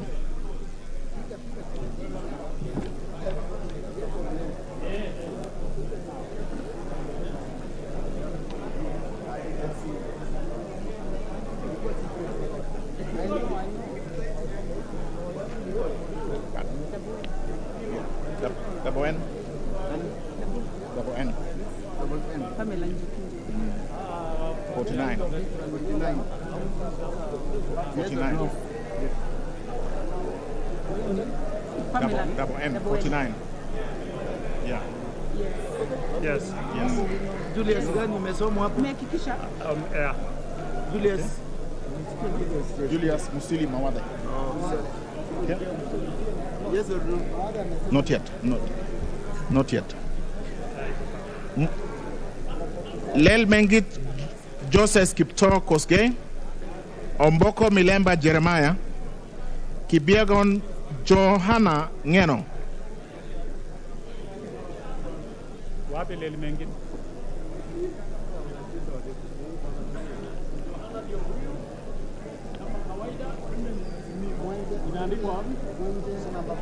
Johanna Ngeno. Yes or no? Sema tu. Yes or no? Nitakuhakikishia yes.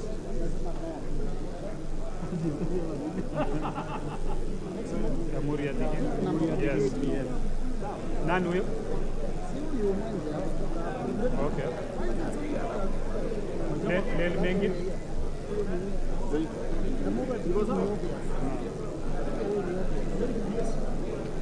Huh?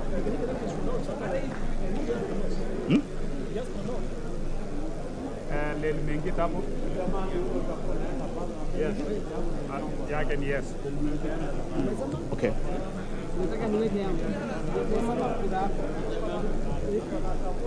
Please.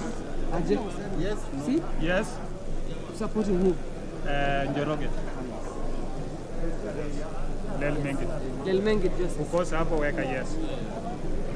Okay. Hapa. This one is mine. Weka yes. Pukose Robert Dr. Yakub Farah Salah.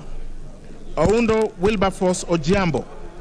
Hiribais Said Buya. Tungule Charo Kenneth Kazungu. Mnatumia constituency? Alphabetical yes. Constituency? Yes. So I'm among the last, eh? Yes. Yeah. Relax. Relax.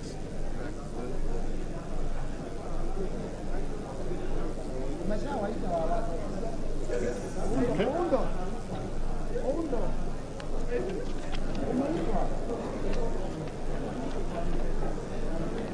Ounda yuko. Ameenda nyumbani. Vibaya, Saida yuko.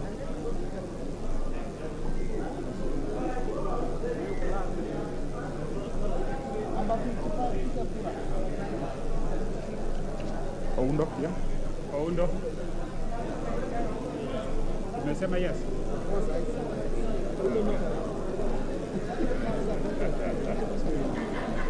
Tungule Charo Kenneth Kazungu. Siad Amina Udgon.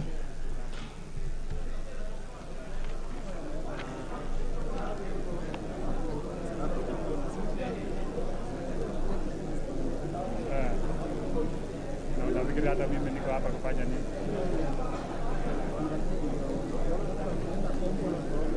Nimeona moja ameenda kwa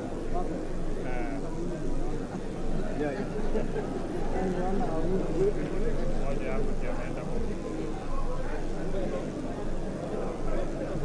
Huyo ni nani? Yenye umecross? What have you crossed out? Huh? The is no. The code is no.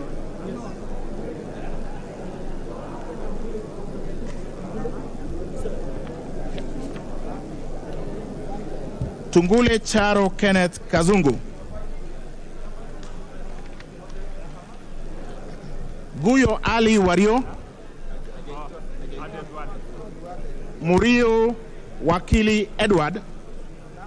Kururia Elijah Njoroge. Kagombe Gabriel Gadoka.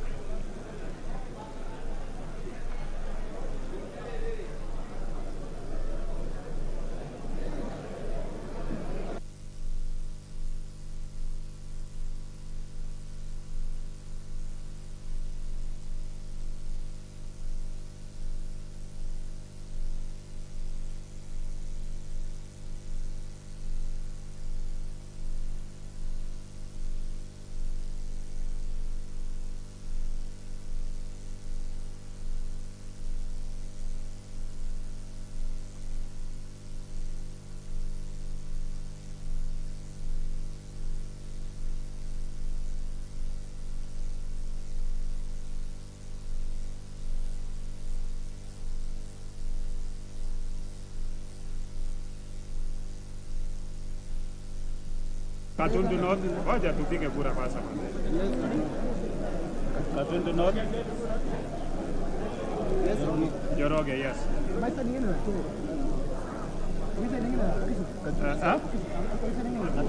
No.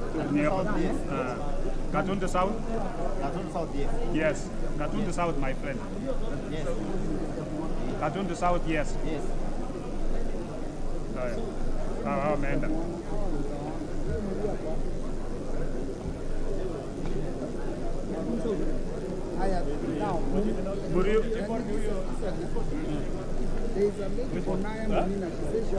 Chebon, which constituency? Rongai. Chebon, eh? Chebon, Rongai. Chebon, Rongai. Yes. Tumefikia hapo. Kagombe. Rongai bado. Kagombe ndio huyu. Bado eh? Mbona kwa hiyo anasema nimeitwa?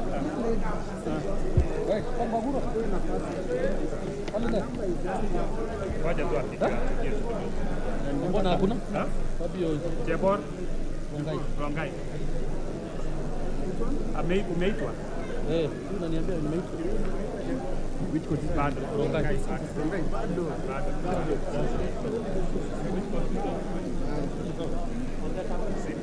Odhiambo Elisha Ochieng, Gidinji Robert Gishimo, You are asking Katundu South, eh? Wanjira Martha Wangari, Yes. Wamushomba Gadhoni. So you said hajaonekana. Yamerudi. Katundu South. Yes or no? No, just say yes or no. Yes. Have you done? Yes.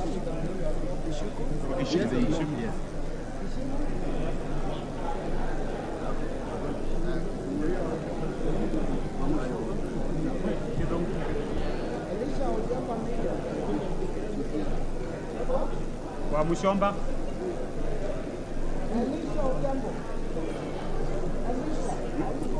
Iko wapi? Iko wapi? Iko wapi? Nipate wapi? Just say from there, yes or no. Of course, I am supporting Njoroge. Thank you. Gimose Charles Gomeni, Osogo Bensuda Joyce Atieno, Kaluma George Peter Opondo, Carido Kiili Daniel.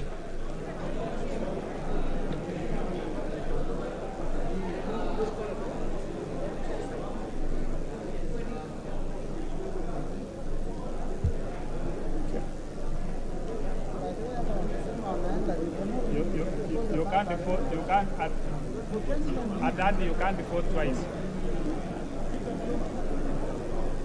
Peter Kaluma.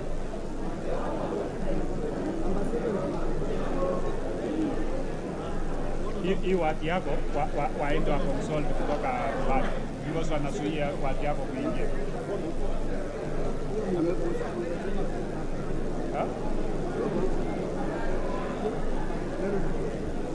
Bensuda. Huyo ni nani na Mark? Okay.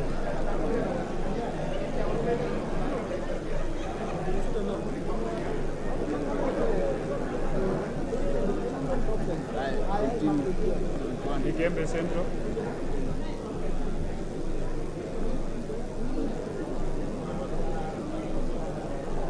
Okay. Okay. Na hata mlango haitafunguliwa. Manaiba Julius Taitumu, Mwirigi John Paul, Abdi Ali, Shinali Bernard Masaka, Bonaya Mumina Golo.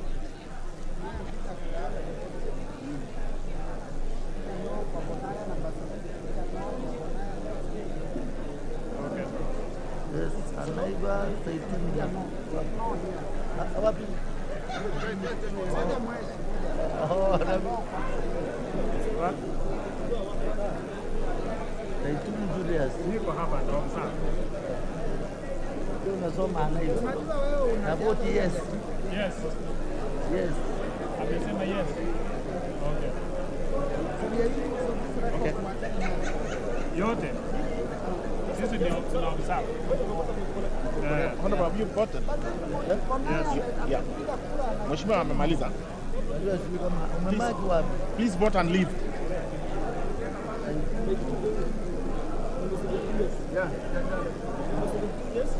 Murigi.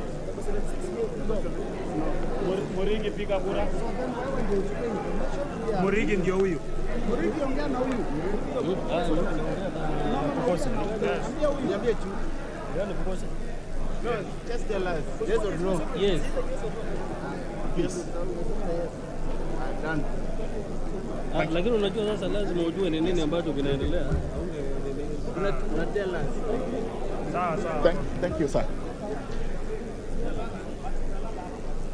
Lomwa Joseph Samal, Tubi Bidu Muhammad, Badi Twalib, Ndongo George Koimburi. Wapi Koimburi?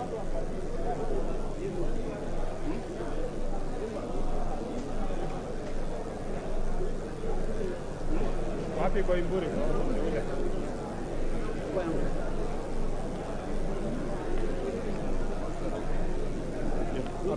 Wamekuita? Bado. Koimburi. Sorry. Let's wait. Nasikia watu wasikii mkidana. George Koimburi hapa. Ndio huyo? Yes or no? Yes.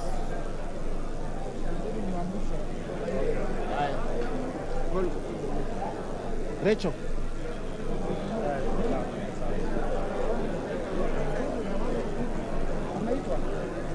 Tupi, yes, ndio hiyo.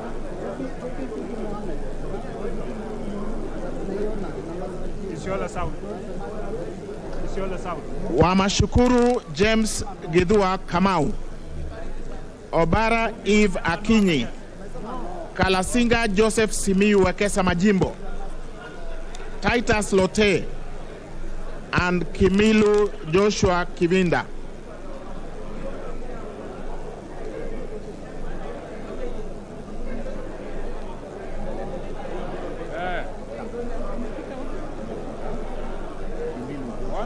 One vote. Kalasinga? Vote yes. Yes, voted yes. Yes. Si ndio msimamo?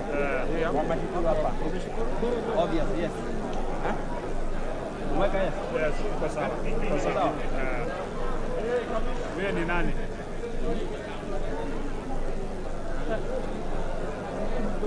Do you have the other mic? Huyu amevote.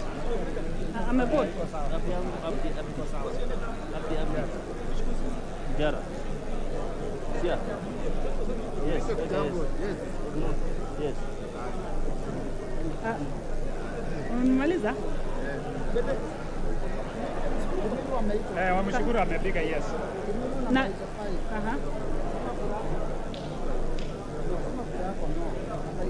Kimilu. Do you have them with the mic?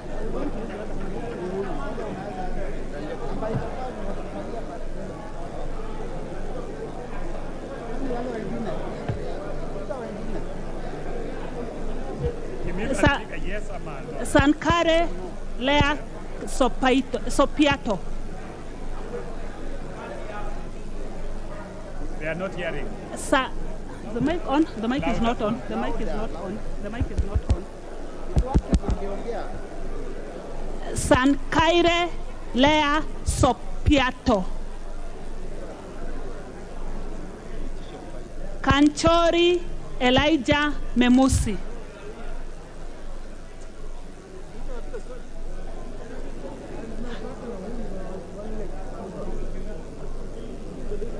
Ikipigiwa tukimuita ndio utakuwa. Hamisi Kakuta Maimai.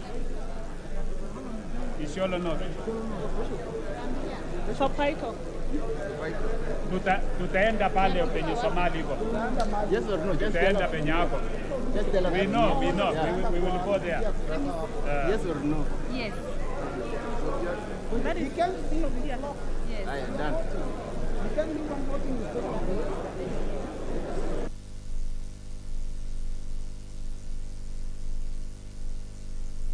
Constituency?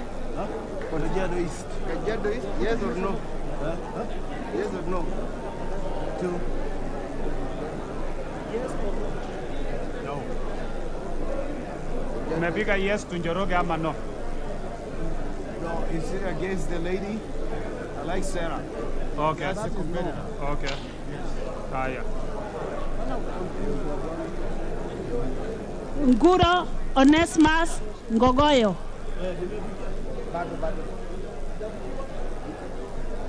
Sakimba Parishina Samuel.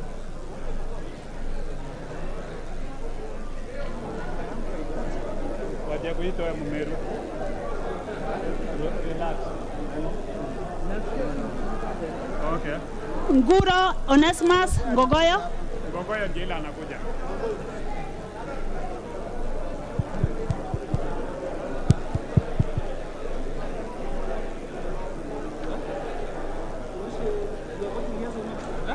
Yes. Kajiado North. Bugoyo. Amepiga yes. Yes. Okay. Sakimba Parashina Samuel, Risa Sunkuya George,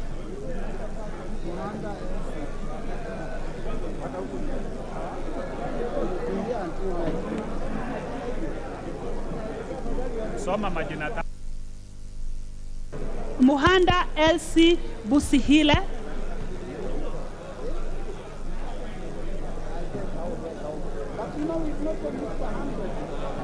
Katana Paul Kahindi, Hassan Abdi Yusuf.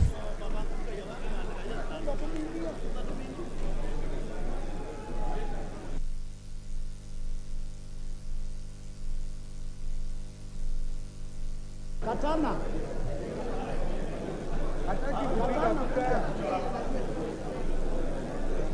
Katana. Wapi kura? Katana wewe njoo bwana.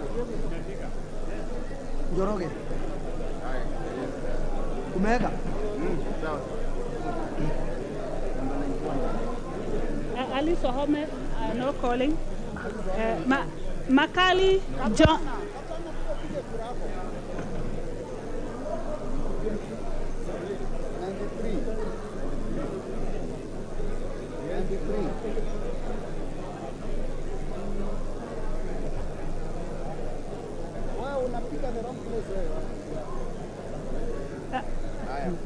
Makali John Okwisia, Kihungi Peter Irungu, Muli Fabian Mule, Chule,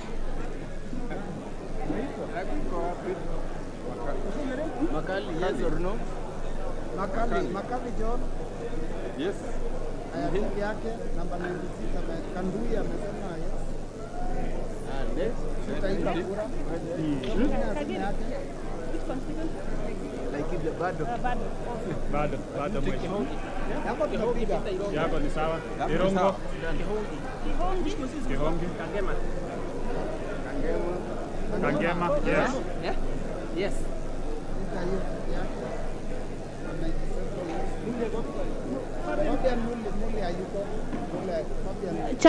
Chomwell Samuel Moroto, Sudi Oscar Kipchumba, Okwome Andrew Adipo, Karauri Ronald Kamuiko.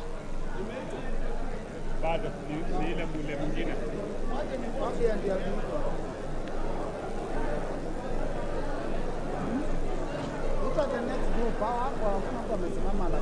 Were cha Anakuja. Anakuja mwaka ngapi kutoka? Wacha Morota apige. Wacha. Mimi na observe. Iko sawa. Lakini sasa mwezi kuanza kuita na mnawacha Moroto na anakuja kupiga kura is an ancestor. Wacha ancestor akuja apige kura.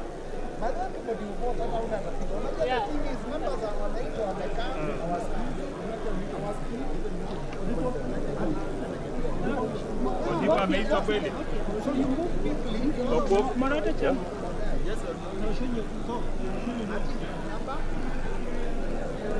Chomel. Kapemuria. Number 99. Yes or no? 99. Yes.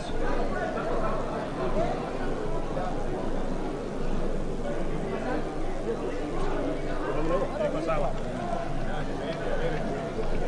Where Charles? Anaitwa Adipo. Huh?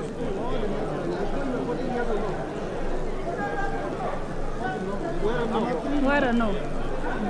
Where mumemwita? Mbui Robert, Korir Adams Kipsanai, Kipkoech Gideon Kimayo, Kemei Beatrice Chepngeno.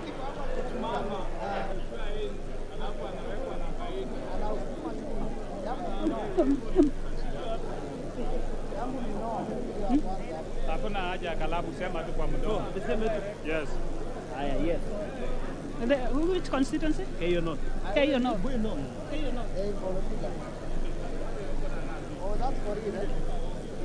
Kipkoech Gideon Kimayo, Kemei Beatrice Chepngeno, Ruto Julius Kipleting.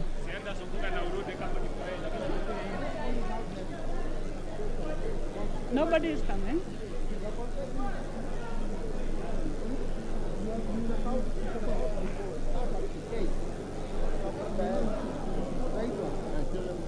Kemei Beatrice. Yes.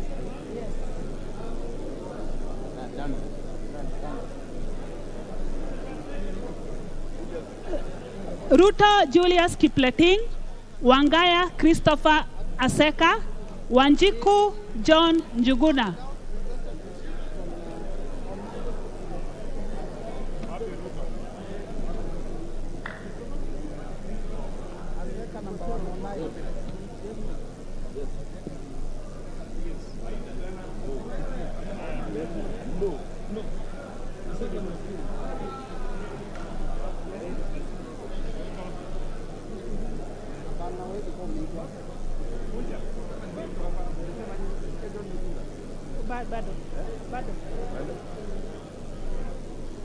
Wanjiku John Juguna, Waithaka John Machua, Muratha Ann Wanjiku Mugo. Yes. No. Okay. You just say yes or no.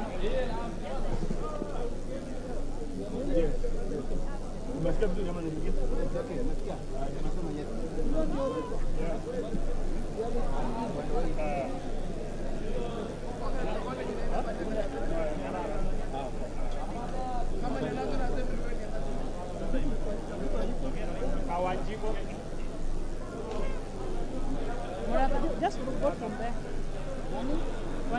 Kawanjiko kuj. Muratha and Wanjiku. Kawanjiko Joey.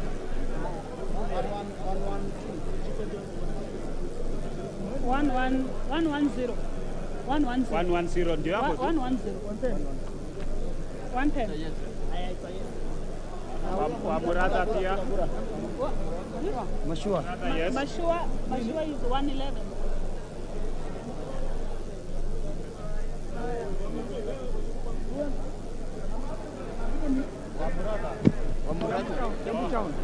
Kwa Mashua.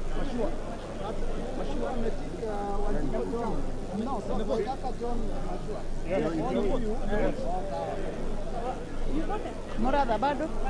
Hata wa Muratha amepiga. Bado?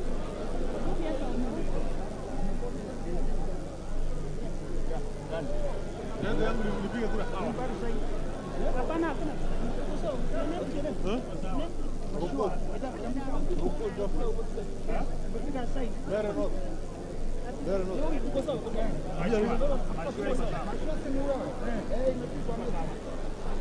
Orero Peter Ochieng, Mbalu Jessica Nduku Kiko, Mutuse Ekmas Mwengi, Wainaina Anthony Njoroge, Munyoro Joseph Kamau.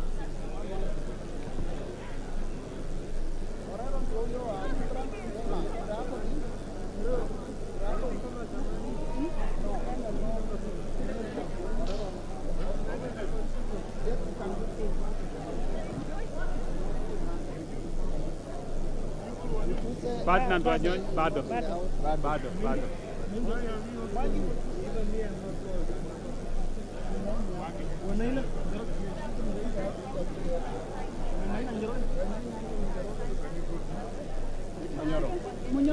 Munyoro Kigumo. Kigumo yes.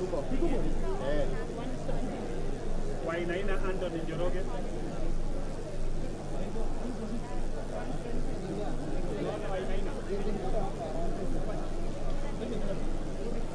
Nyoro Samson Dindi, Ichungwa Anthony Kimani, Sunkuli Julius Lekakeny. Ole Lekakony. Yes, sir. You are even voting for me. No, you have to say it, otherwise you Yes. Amesema yes. Not somewhere. I am going to work yes.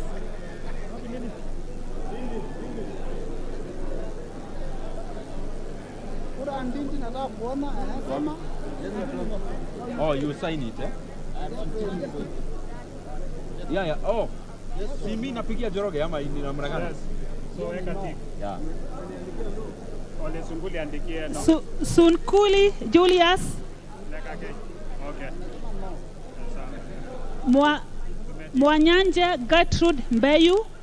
Baya Owen Ya. Kitty Richard Ken Chonga. Zambia Thunders Kithua. Zambia yuko pale. Yes. Baya ya. Sawa, tuendelee. Mutua Didmas Wekesa Barasa.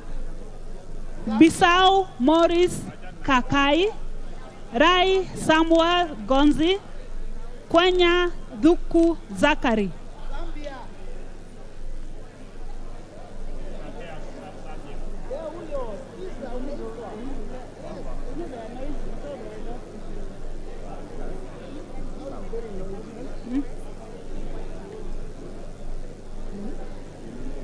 I vote yes. Barasa votes yes. I vote yes.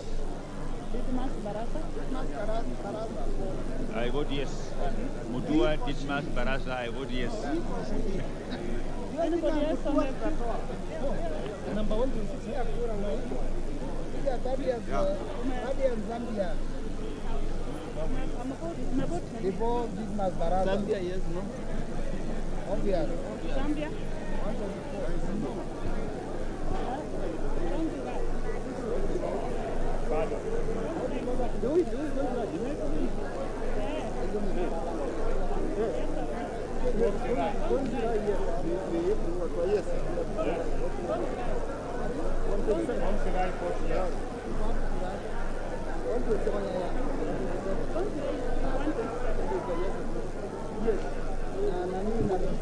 Kakai amesema no.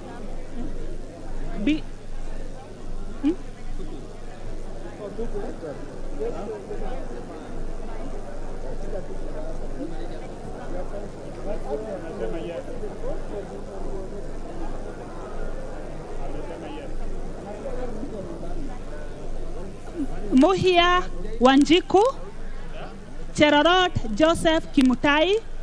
Kosgei Hilary Kiplangat. Maina Jane Njeri.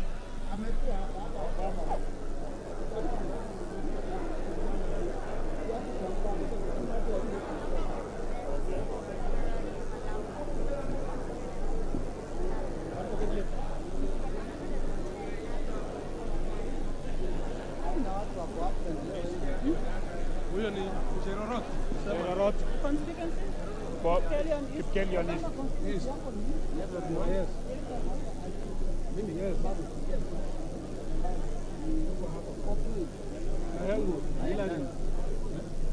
Kipkelion West. Yes. Okay. Maina Jane Njeri.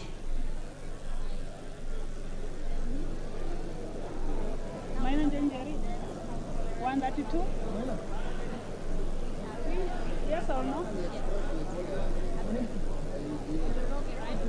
Yes. The next is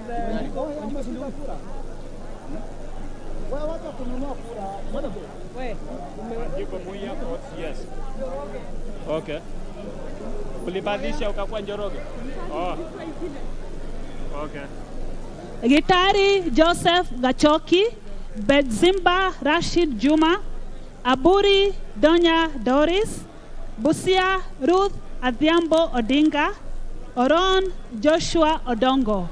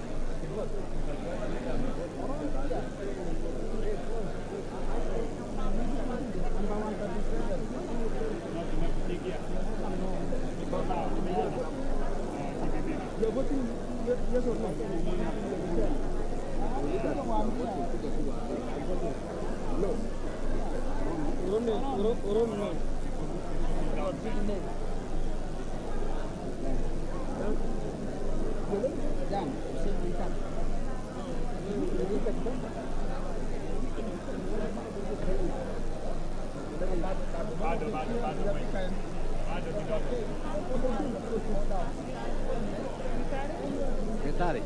Getari? 1, 2, 3. Yes, no?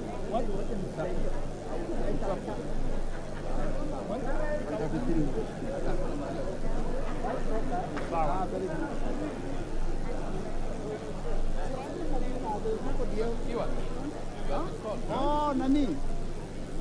The lady here? Yes, yes. Rukia Ruth and then Yes. What's yes?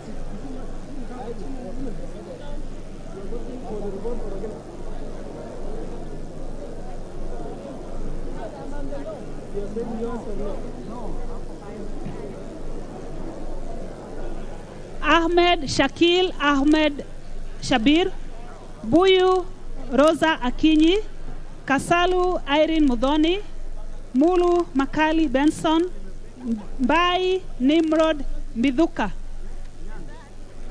Enda relax, bado mwisho huko.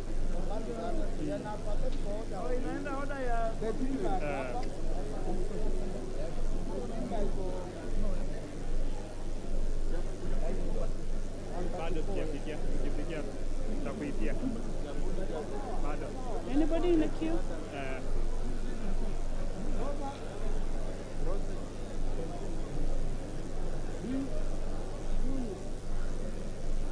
No.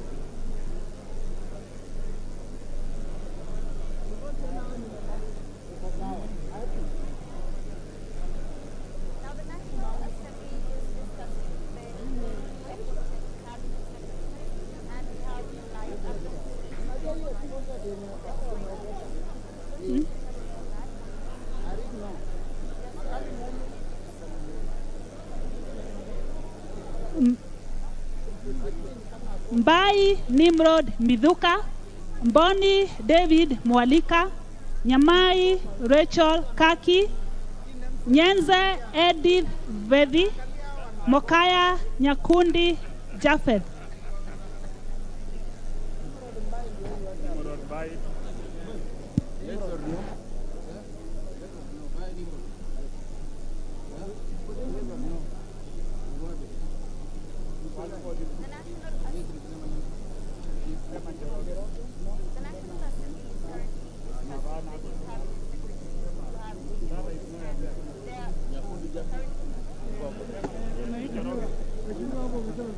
No, the motion is saying yes to Njoroge. So you either vote for Njoroge or you refuse to vote for Njoroge. Or no to Njoroge. Yes.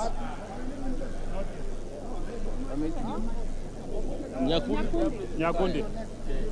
Tumefikia hapo. Okay, sawa. Huyu ndio returning officer. Ngoja. Pay attention here. Nyakundi Japheth Mokaya. Yes. Let's finish with the one. No. Ukiweka hiyo ingine. Ni sawa, ni sawa. Yes, that's correct. Let's finish with one. Then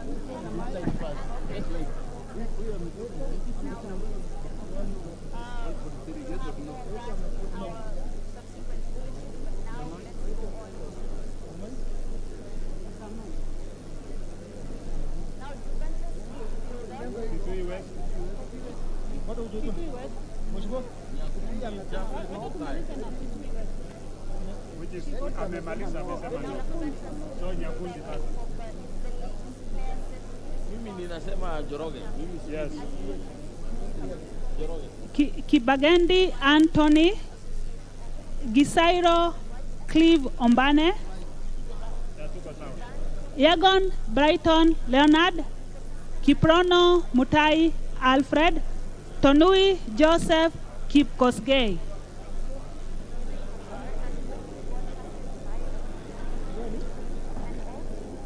Kibagendi is not there. Gisairo is not there.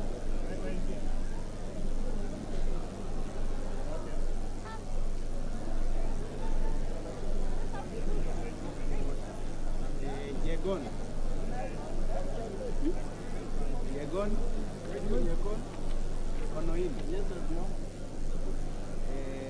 Mimi napigia Njoroge. Jacob Raito amesema yes to Njoroge. Kuresoi not. Kiprono Mutai Alfred, Tonui Joseph Kipkosgei, Kemero Maisori Marwa Kitayama, Robbie Matthias Nyamabe.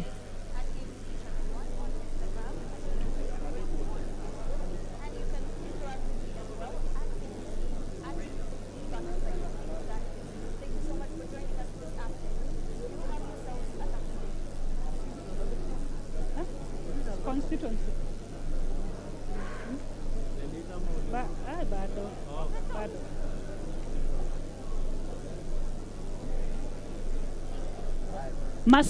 Masito Fatuma Hamisi, Wanyonyi Ferdinand Kevin, Abdurrahman Muhammad Abdi, Muhammad Abdi Kadir Hussein, Kagiri Jane Wangeshi.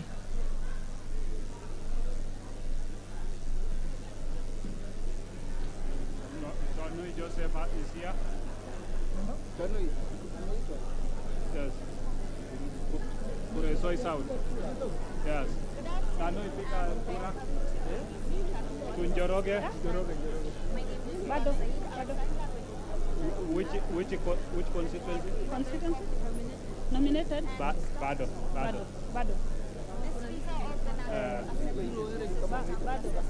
Mutunga? Bado. Wanyonyi Ferdinand.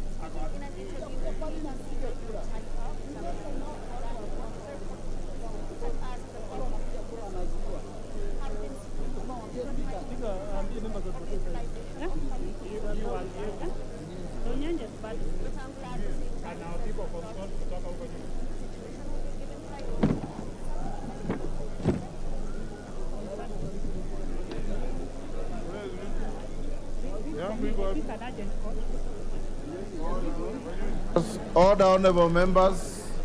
Order. Will the honorable members who are holding what evidently looks like illegal meetings take their seats? You are slowing down the process. And yet, you know, after this, we have Mule and Kishimo on the constitutional amendment, which we are also waiting for. Will the members who are upstanding take their seats before the next names are called?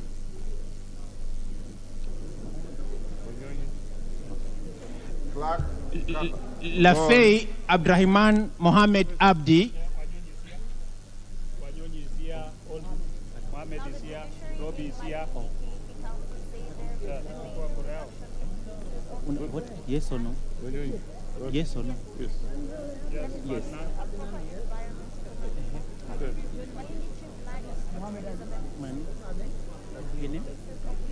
Kagiri Jen.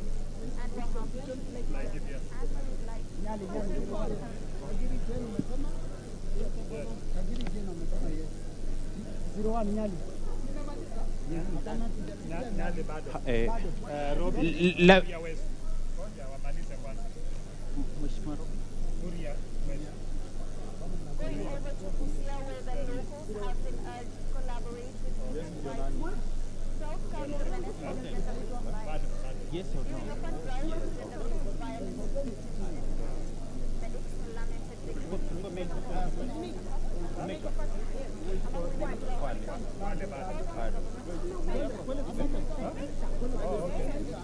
Yes, no. Yes, no. No. Lafay Abdrahman Mohammed Abdi. Mohammed Abdikadir Hussein. Kagiri ampiga. Kiunjiri Festus Mwangi, Korere Sara Paulata, Karani Stephen Washira, Lekton Joseph, Marubu Monica Mudhoni, Obo Ruweida Muhammad, Mwiruri Mudhama Stanley, Kode Felix Adwor, Kahangara Joseph Mboru.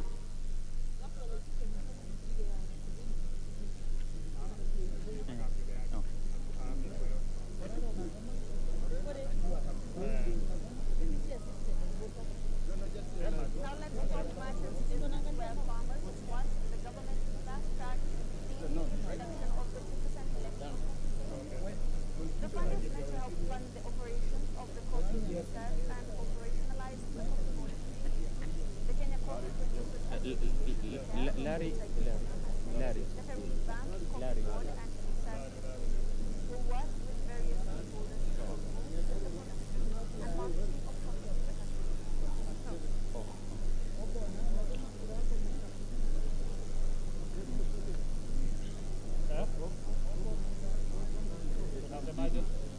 Yes or no?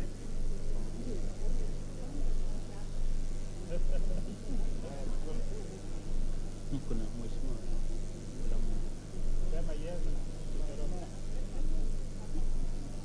Lamu West. Lamu West. Yes or no? No, yes or no? Members of Parliament are trying to get back on board. We have our motion on site. Can you be telling us more on this? Tell us what is going on. Yes, 165, yes. Yes,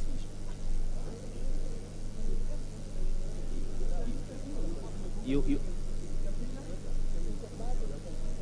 yes or no? Yes.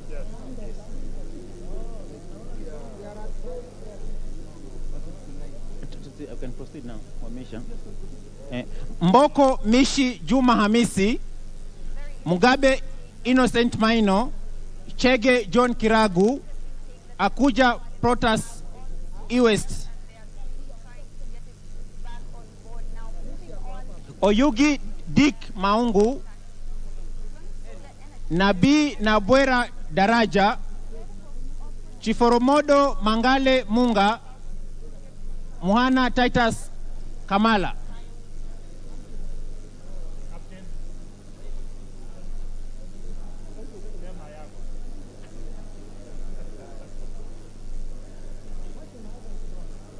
Kiforomo Lunga.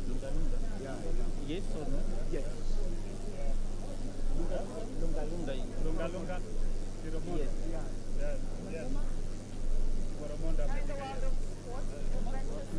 El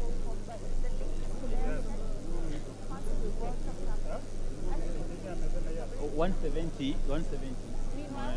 Check it.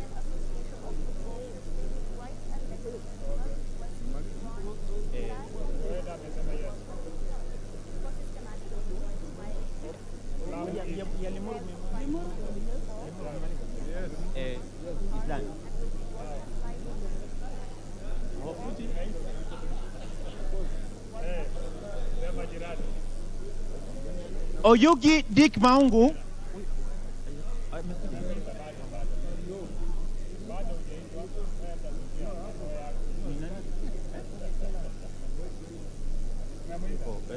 Lugari.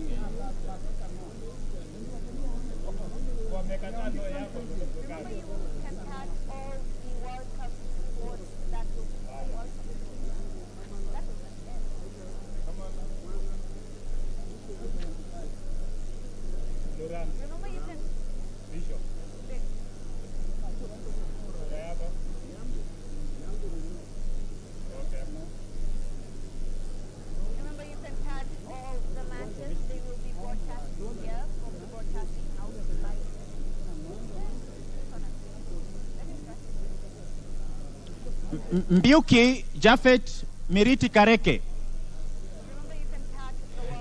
Kamene Joyce,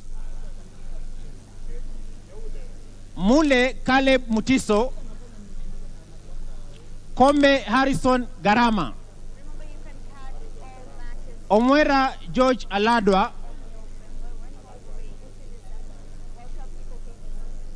Kiambi Susan Ndunge, Yes, will be given in our subsequent minutes. That's the Loima 171.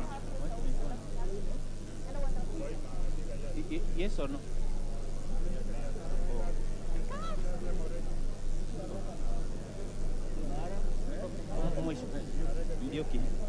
Yes, Njoroge, yes.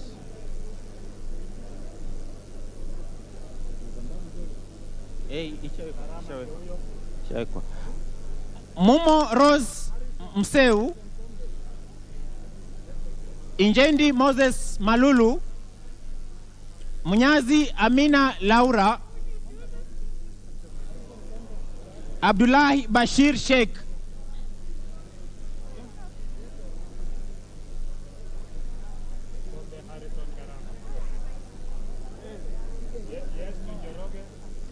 Sheikh Umulker Kasim,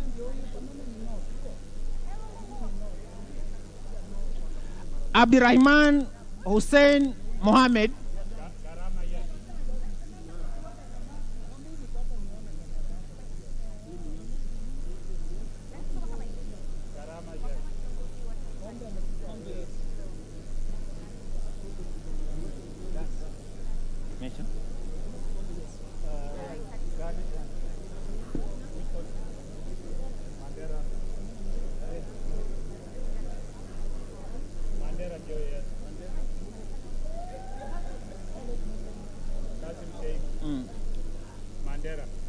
Haro Abdul Ibrahim,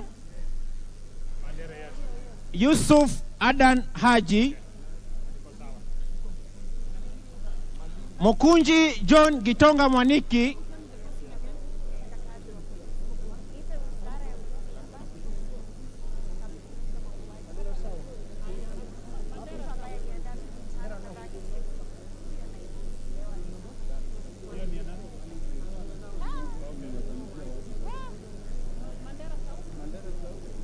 South.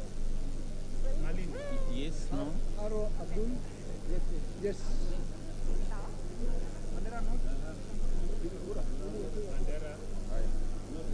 Mandera East wamepiga, South, Mandera West, Mandera North. West ni baba. West ni baba, West. Mandera West. Yes or no? Yes or no? Yes. Mandera West. Me vote. Mandera West, yes. All Mandera, yes. All Mandera, yes. Manyata. Manyata, yes. Hata ushapiga. 190. 190. Oh. Manyata, yes. Umepiga eh? Hai. Nizonge. Njoroge Mary wa Maua Waithira, Bowen David Kangogo, Torotich Timothy Kipchumba, Wako Naomi Jilo. 194.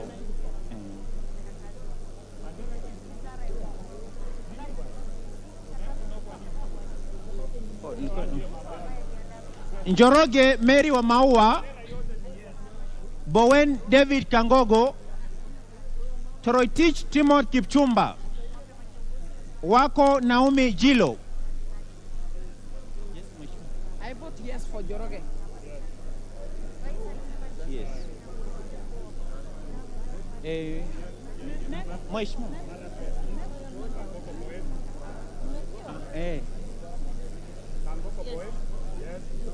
No, Marisa Beach. Yes or no? Yes. Yes. Mark, yes. Troy. Marocquette West. Mheshimiwa.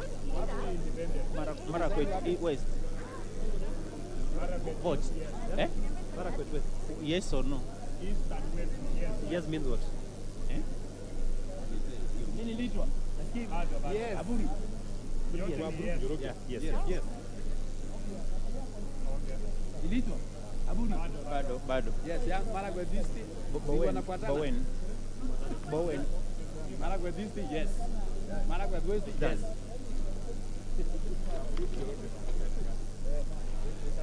Mwalo Joshua Mbiti Mutua, Odanga Geoffrey Makoha, Oloch Anton Tom, Gishuki Edwin Mugo, Kahugu Eric Mwangi, Tandaza Kasim Sawa.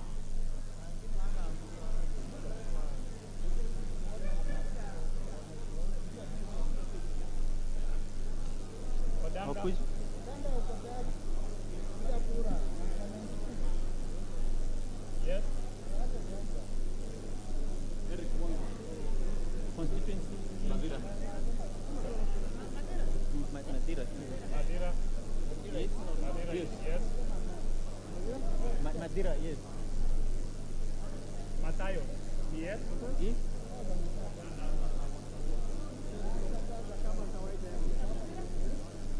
Madira Meka. Madira, yes. Yes. Madioya pia yes. Madira and Madioya have said yes. Matandaza. Madira, Madioya. Matuga. Matuga. Yes or no? Inajulikana tu ashasema yes, anajua yangu. Anajua watu wake. Nabulindo Peter Oscar.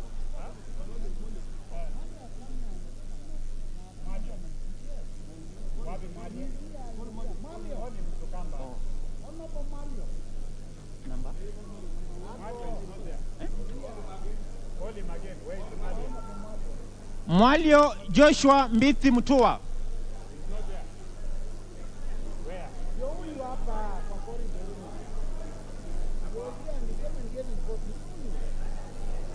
Mwalio Joshua Mbithi.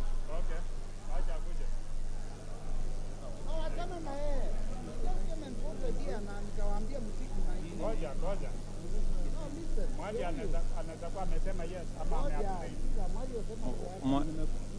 Umesemaje? 195. Okay, sawa. Okay. Nabulindo Peter Oscar. Mule Steven Mtinda. Kingola Patrick Makau. Ruku Geoffrey Kariuki Kiringa. Nebat Bernard Muriuki. Nzioka Erastus Kivasu.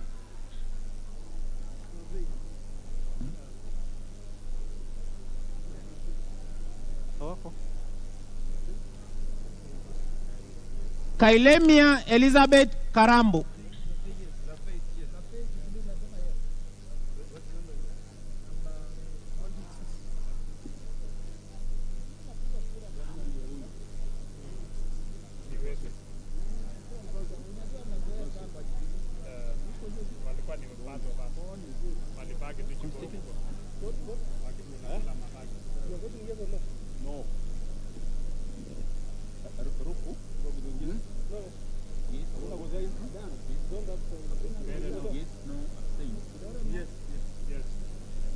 Mbere no. Yes. Static. Hata ukiniangalia unajua anapiga wapi. Mbere South. Niko hapa engineer. Mbere South? Yes or no? Or that thing. Yes.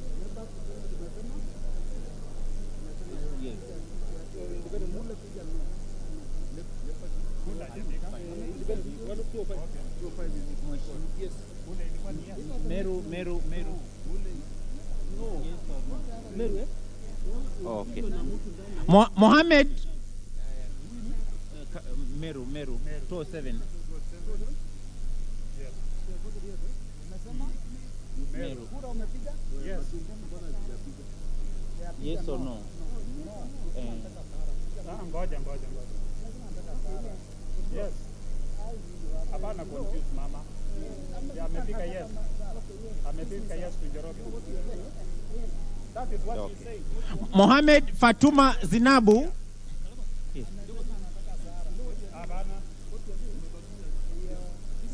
That's the motion. It is either yes, no, or abstain. Yes. Yeah, but Three options. But you Yes. see the woman, But the, she has the said member, yes to the Njoroge. member herself, the member herself stood here and said, Amesema yes to Njoroge. Ndio huyo. Yes. She can come and confirm.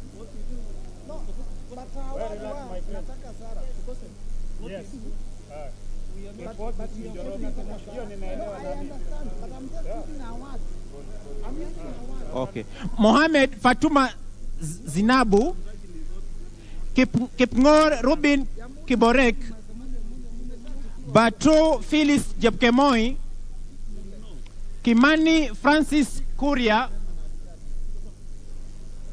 Chimba Zamzam Mohamed, Kirwa Abrahim Kipsang, Jaldesa Guyo Wako, Badar Salim Faisal, Chesebe Fred Kapondi, Oyo James Onyango.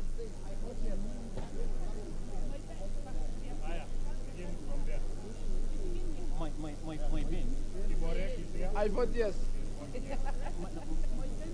My pen, yes, no, abstain. I vote yes. I vote yes. I vote yes with a signature. My pen, yes. Hiyo ni yangu imepigwa na nini? Molo wapi? Molo, that is the money.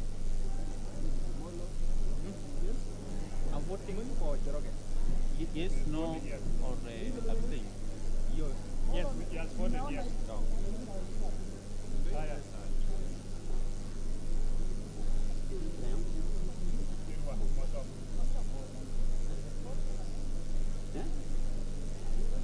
I need to vote. Is either yes or no? Yes, no, or abstain. Or abstain? Three options.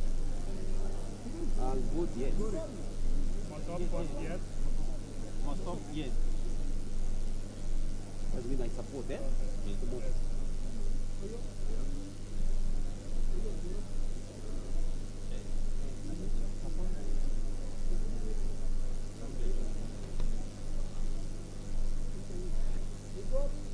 Gishohi Kagushia John Philip, Salasia Peter Kalerwa, Naika Johnson Manya, Maina Bet Njeri, Ngoja huyo hapa.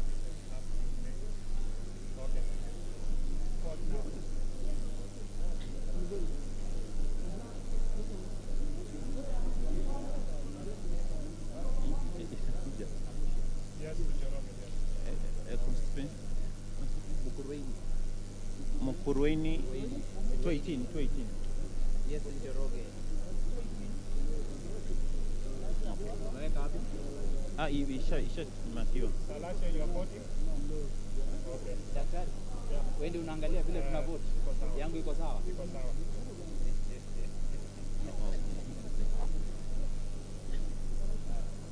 Yeah. Vote yes for Njoroge.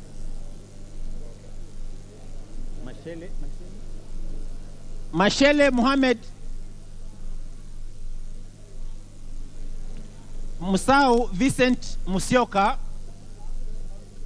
Shake Peter Mbogo, Maingi Mary, Muliungi Gideon Mutemi, Nzengu Paul Musimi.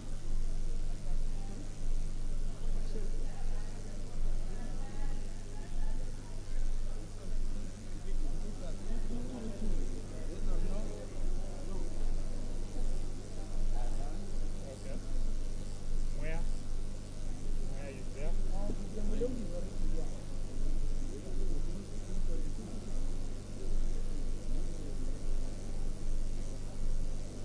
Where is here? Tutu.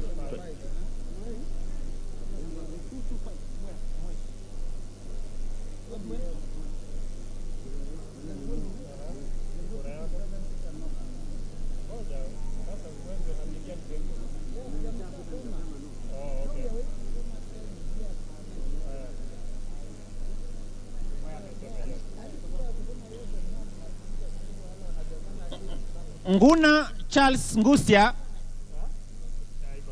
Pasaris Esther Mudhoni,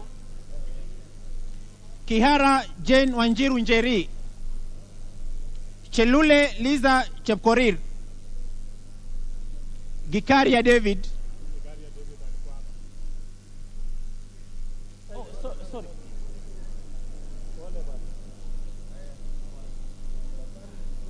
Arama Samuel,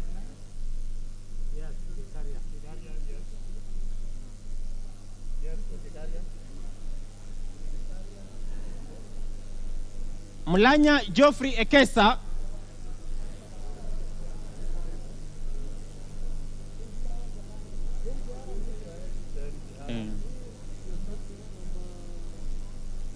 Tutachi.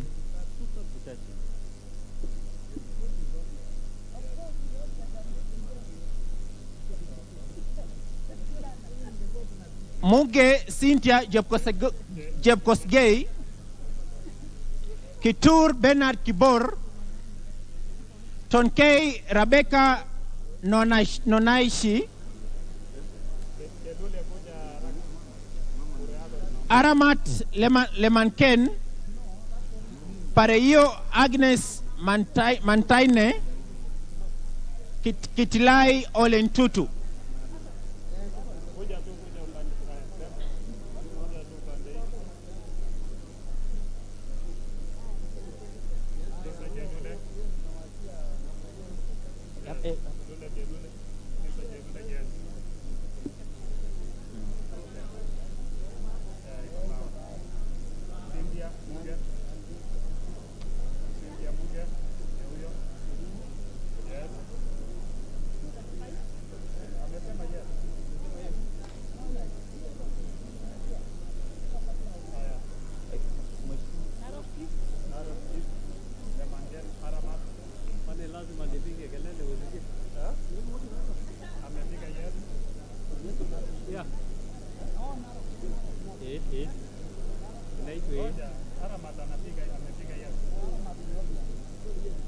Okay.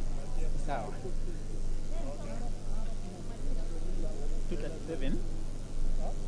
237. Watu umeona yangu? 237. Weka ndio. Okay, no, no. Narok County, north. Umeona yangu? 237. Umetiki? Yes, iko sawa.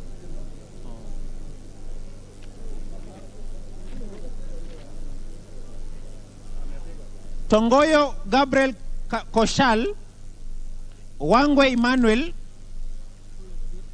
Gashagwa George N, Owino Martin Peters, GK George Masharia Kariuki, Chepkonyi Charity Katambi, Guyo Ade Wario,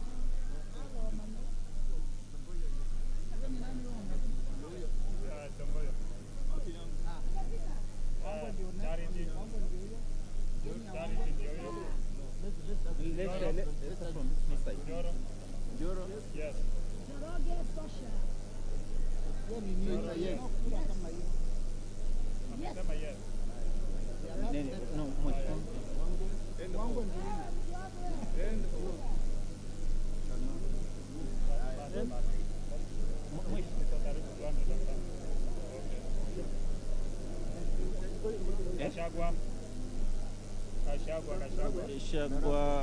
that's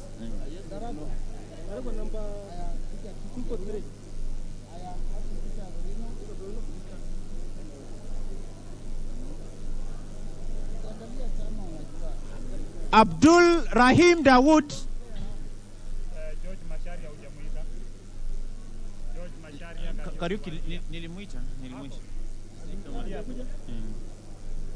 Abdul Rahim Dawood, Nyamoko Joash Nyamache, Awor Joshua Aduma, Mohammed Ali, Mongina Jerusa Momanyi,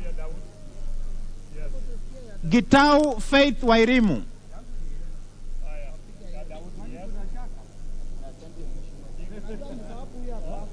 Mohammed, yes. Mohammed, yes. GK, yes. GK, Joya, Dia. Yes. Yes.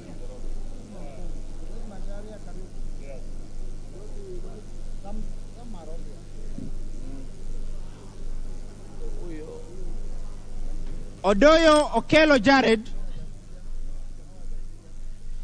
Jahana Zahir, Manduku Daniel Ogwaka.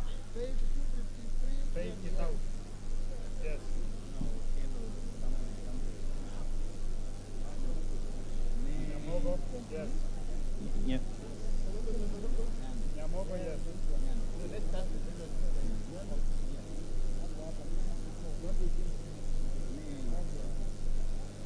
Nyamogo, yes. Two for the nine.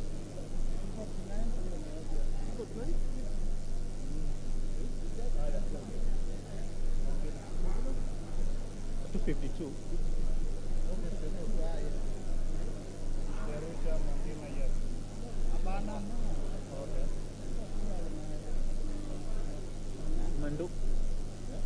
Manduku Daniel Ogwaka,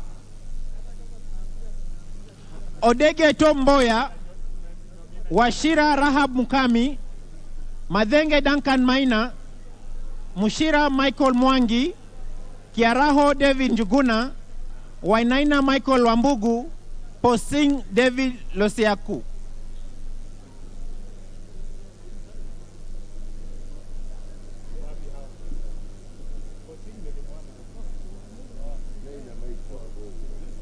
Constituency Odaya 262. Yes. Sawa.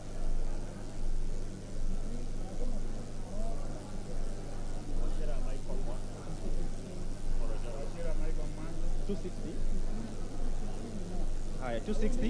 Yes. Yes. 260. Kiaraho, Ayuko.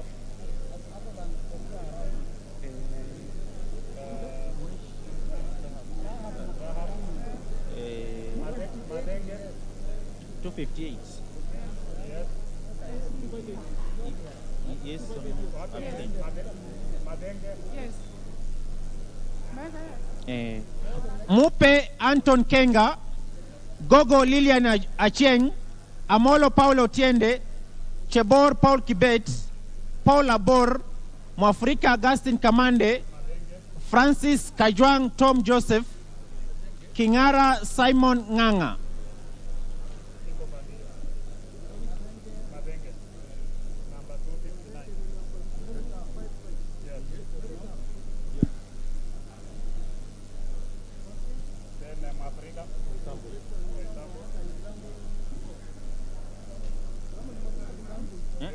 Africa 269. 269.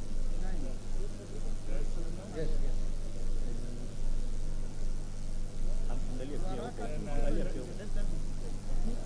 Malisa Ubande. Jebor. Rongai. Yes. Kingara. 271. Yes.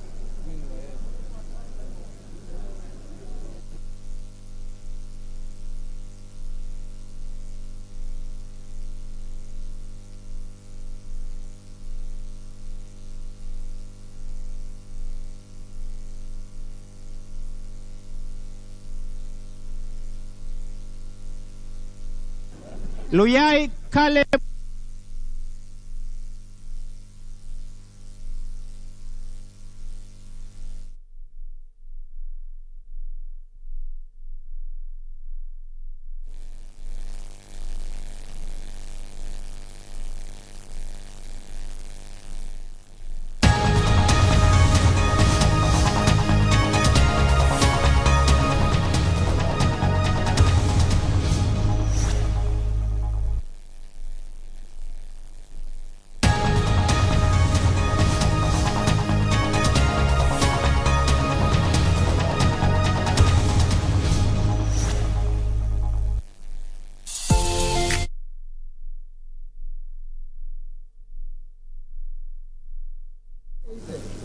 Loshakapong Peter,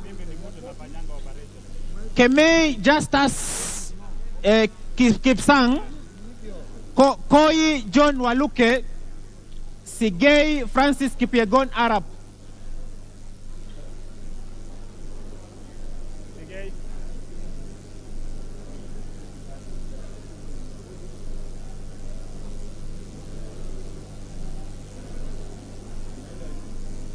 Kuja tu. Haya, fika kura yako.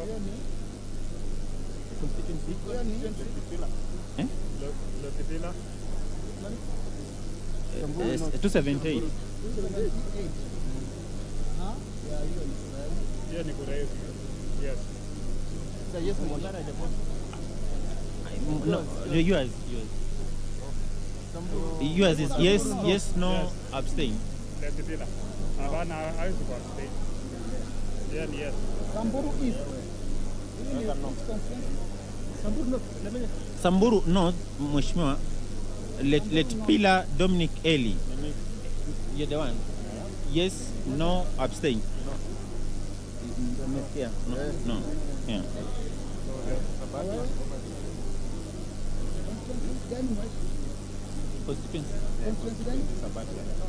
Sabatia Logova 273.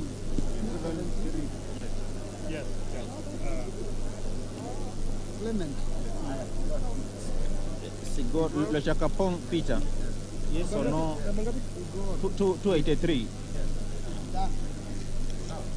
Yes, sawa. It's captured, Mheshimiwa. Salam. Yes. Ya huyu ni yes. 282, Mheshimiwa Mbaka, 282. Shinyalu Meti.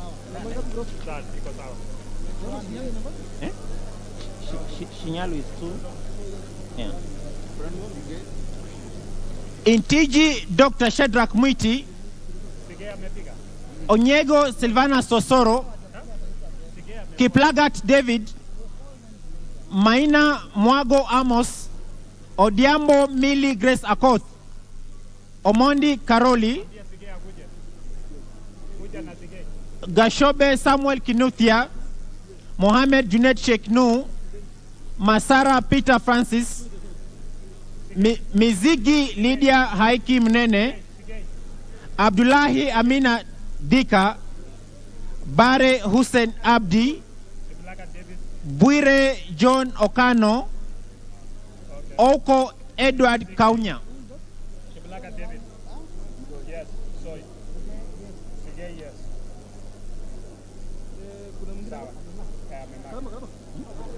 Mungu. Mungu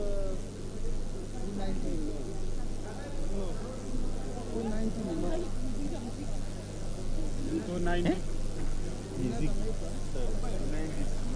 Huh? Yeah, 294.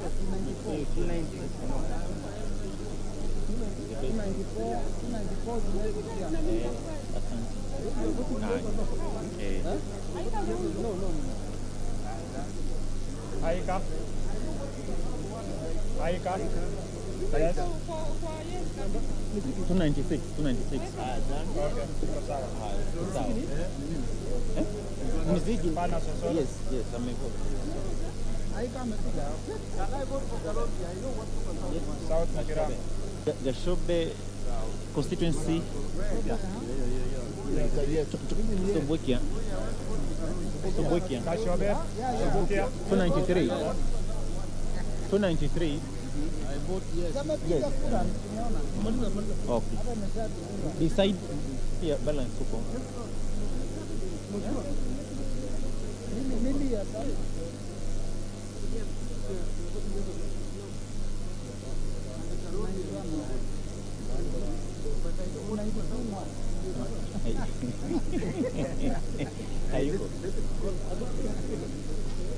Oko Edward Kaunya, Otuch Mary Emase, Mwangi Geoffrey Wandeto, Murugara George Gitonga, Nduyo Susan Gogi, Nganga Alice Wambui, Kasait William Kamket, Aburi Lawrence Mpuru, Mutunga John Kinyutia.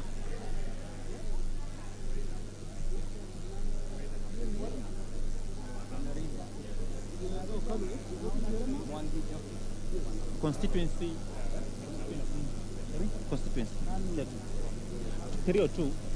Yes, no, abstain. Yes. 302. Yes, 302, yes. I am Mheshimiwa Murugara. 303. Yes, no, abstain. Yes, 303. Shaweka. Mheshimiwa Bale. 304. Yes, no, abstain. Yes. 306. Kamket. Yes. Okay. Nana Ali. No, he has indicated. Nobeu Njoyo. Yes. Nobeu, yes. Alafu hiyo wengine ni nani? Keep Biwot Julius Meli. Mutunga. Mary. 301.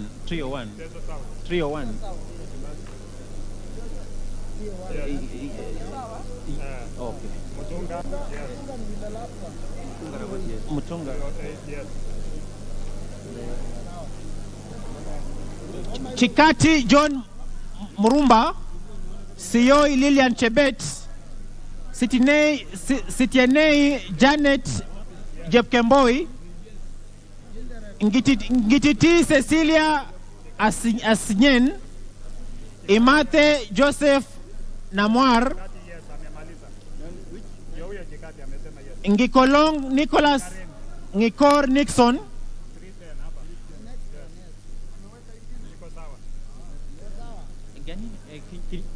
Mutunga ishawekwa.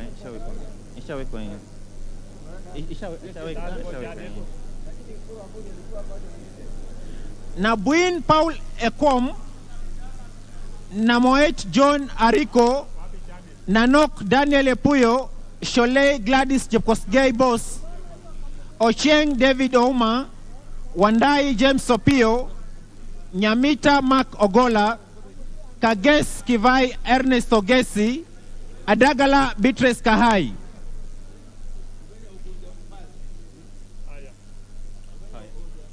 No, Maliza ya huko.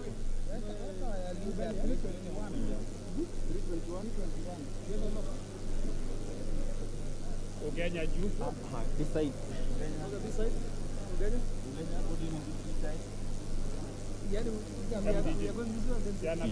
Mimi niko Kenya kwanza bwana. Ni hapa. Yes. Okay. 318. 318.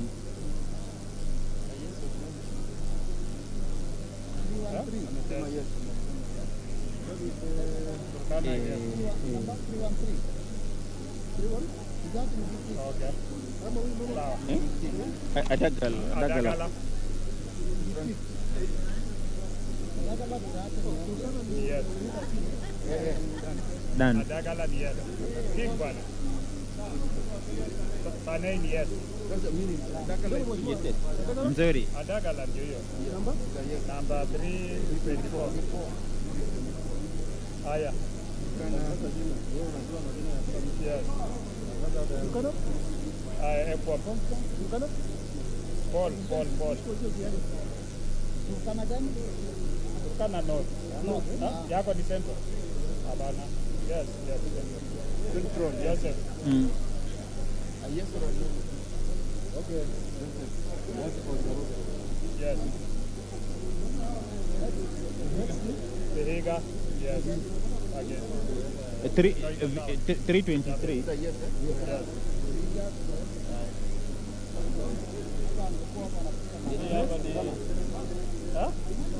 Turkana North. Kumbe ni wengi Turkana North. David ni Turkana Central. Turkana. Paul Ekwam. Yes.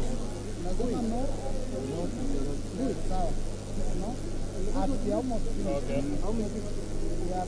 Turkana South? No. Turkana South, no. Abdi Hamis Chome, Abdi Hamis Chome, Jeho Fatuma Abdi, Turkana West, yes. Mohammed Aden Daudi, Sane Ibrahim Abdi, Ado Mohammed Aden,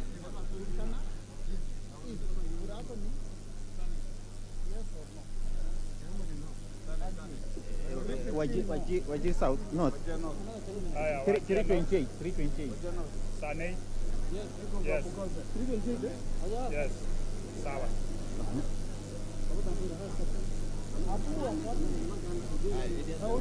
Hiyo ni gani? Any other? Ado Mohammed Aden, Wajia women rep?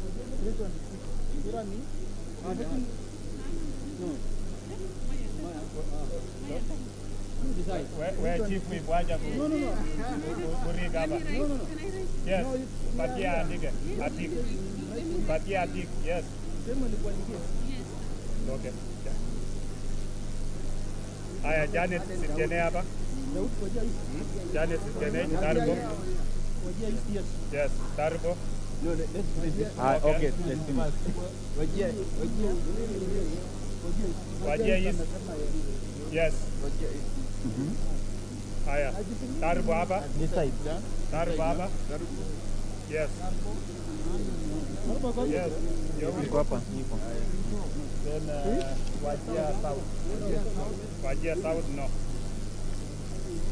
Farah Yusuf Mohammed, Farah Yusuf Mohammed, Wanyonyi Martin Pepela, Also known as investor. Sitati Daniel Wanyama, Mogaka Stephen M, Kasiwai Rael Chepkemoi, Wetangula Timothy Wanyonyi,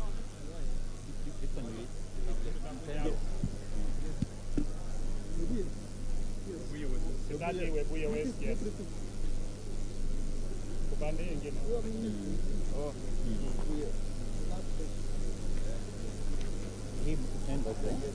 Tutaenda kwa mheshimiwa. Tutaenda kwa the two guys.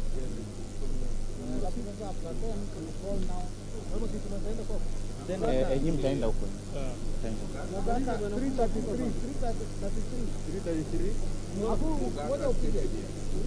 Yes. No.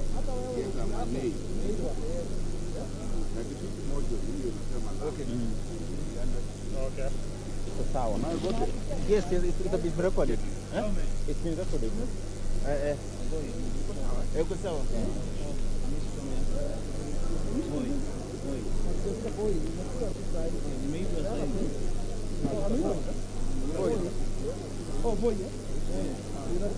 Angalia hapo.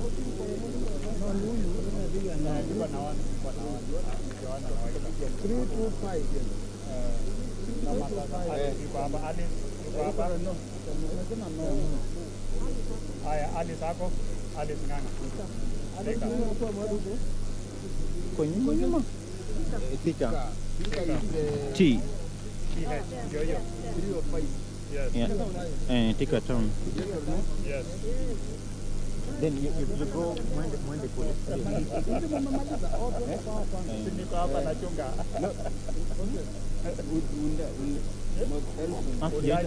Sijaita. Nendeni huko kwanza mmalize hiyo laptop leo. Huyu. Hata tugira na Proceedings. Na Jackson yuko wapi? 344. Oh, I just saw. Oh, 3.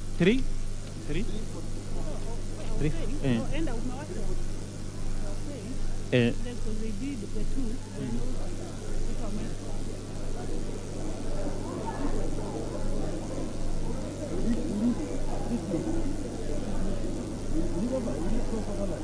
We will.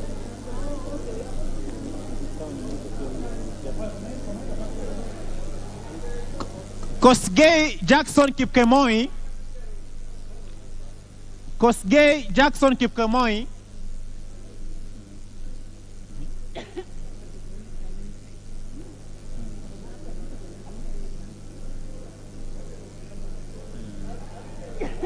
We need to.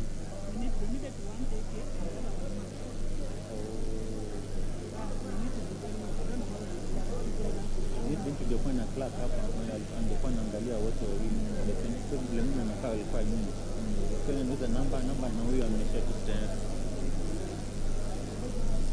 Na let's hope ndio mwingine mmoja kwa mmoja.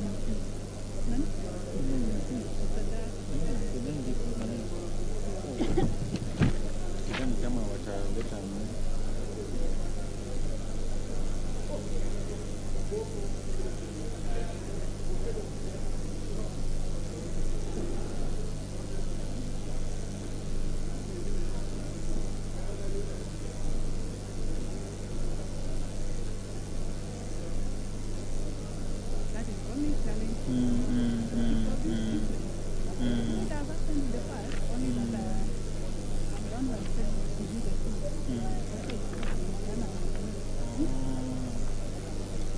Now let's hope it will.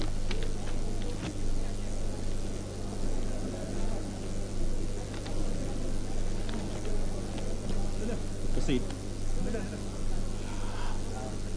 Mwakuona Danson Mwashako. Basil Robert Ngui. Mwakuoma Danson Mwashako. Basil Robert Ngui. Ali Abdisirat Halif. Chege Sabina Wanjiru. Denar Joseph Hamisi. Harun Suleka Hulbale. Ikiara Dorot Mudhoni. Iraya Joseph Wainaina. Mayaka Irene Nyakerario. Mohamed Emlher Harun. Mwangi Teresia Wanjiru. Ngongo John Mbadi. Talib Abubakar Ahmed.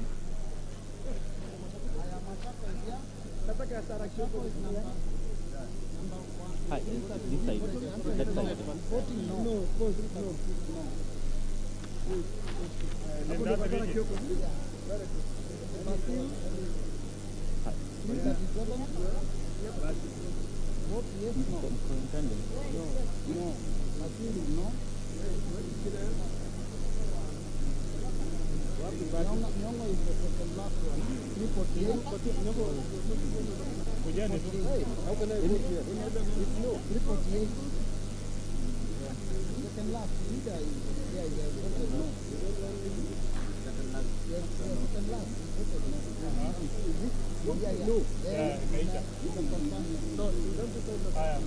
Haya. Twende upande hii. Nominated. Haya. 343 Iraya Joseph 343 343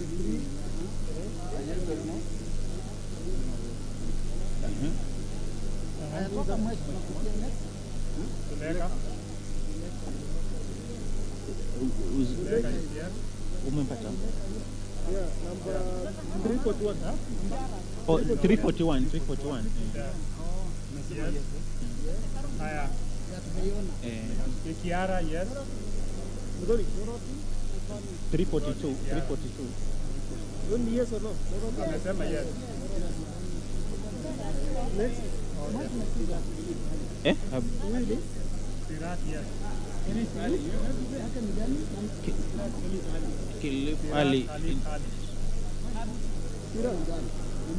Abdi. Oh 346 Harun.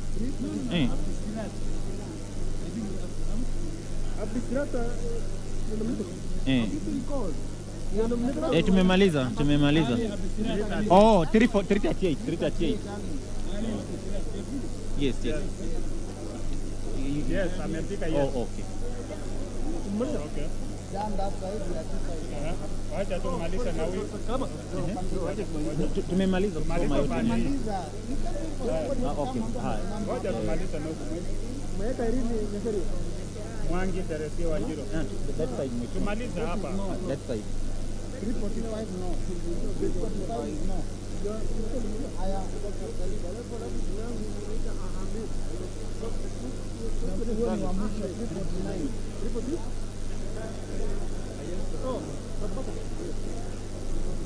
Amesema yes.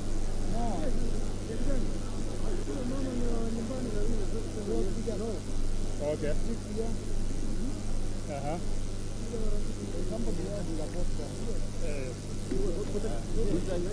Haya, finish na huyu. Maliza na huyu. Kabla hujatoka hii begi ya Aruna.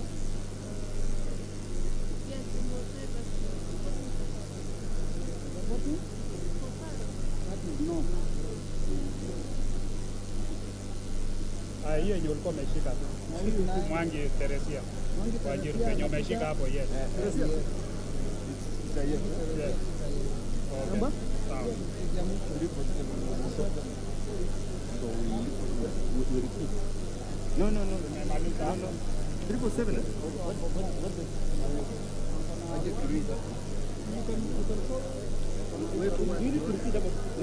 Whoever has not voted. There's any member who has not voted. There's any member who has not voted.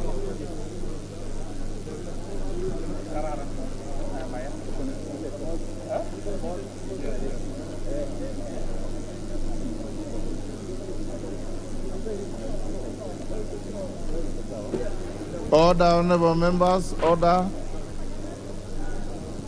Order, honorable members.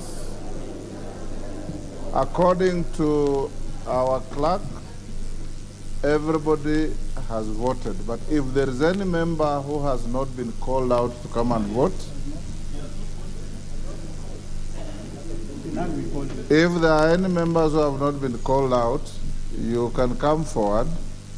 They tell us and the clerk will confirm. I don't think there's any member who will be so,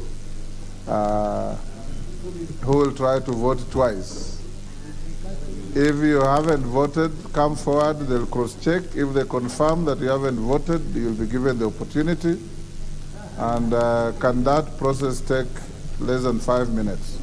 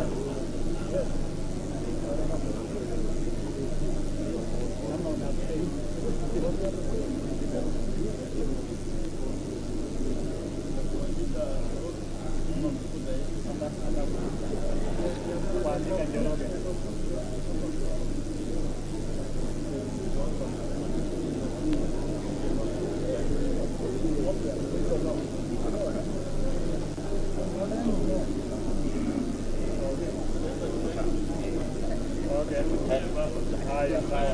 Haya. Umeelewa? Anakaa hapa kwa hiyo. Haya, let's count.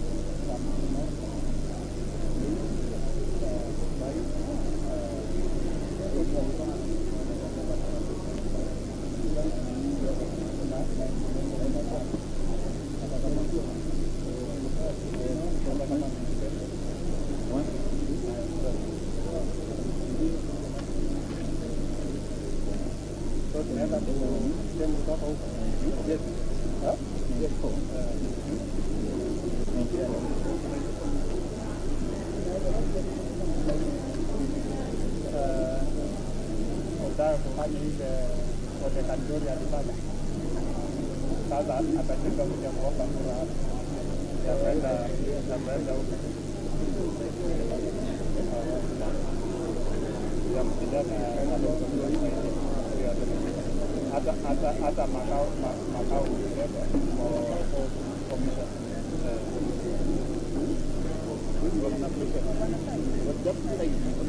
Okay. Then you roll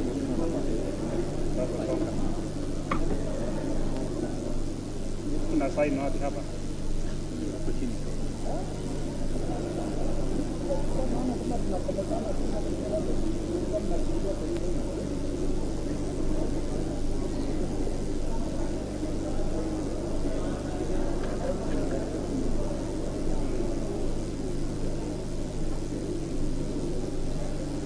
Mkileta makao kwa commission utawasaidia, so msikie sana.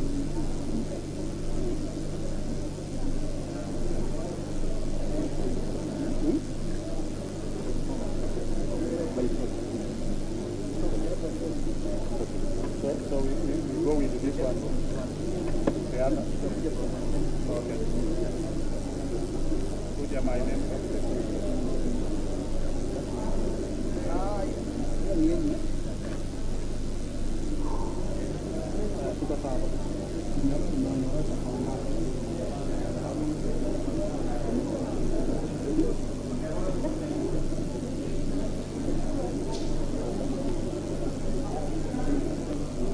Order, honorable members. Order. The exercise is over. Now the tellers will present the results to the chair. The two Roberts. Roberts.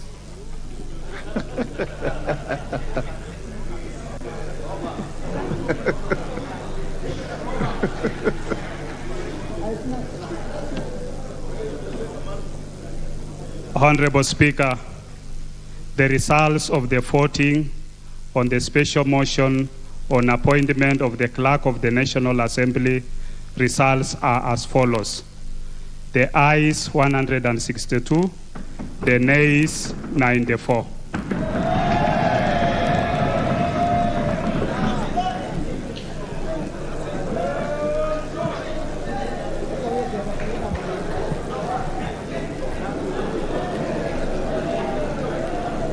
Order, honorable members. Order. The results of your voting on the division on the special motion on appointment of the Clerk of the National Assembly. The ayes 162, the noes 94, abstentions 0. The ayes have it.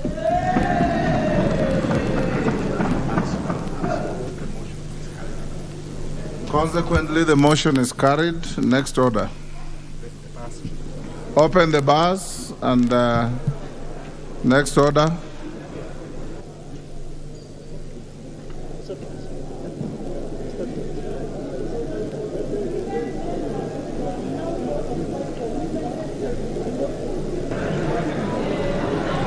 Statements, eh?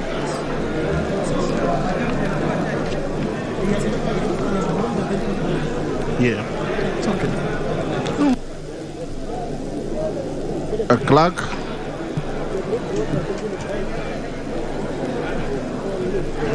Kirui.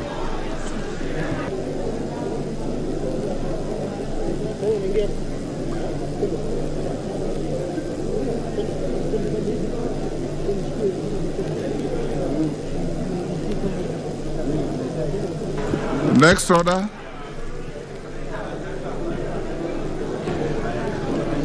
Statement on the legislative proposal to amend the Constitution under the Standing Order 114(7)(a).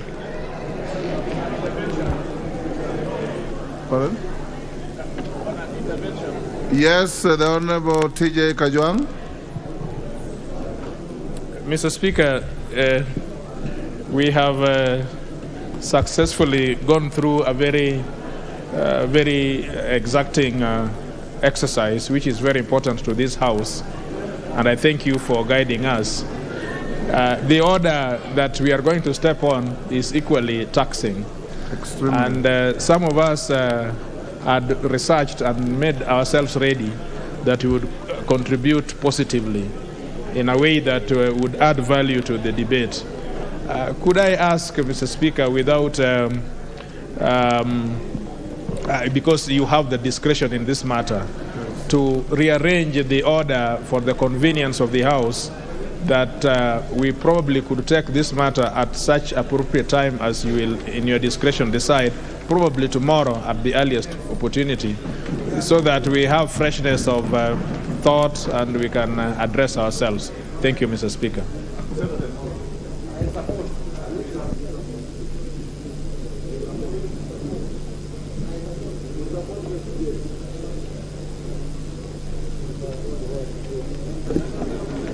Honorable members, order. Order, honorable members, order. The Honorable T.J. Kajwang has raised an issue concerning the next order, and as your Speaker, I don't find the request unreasonable.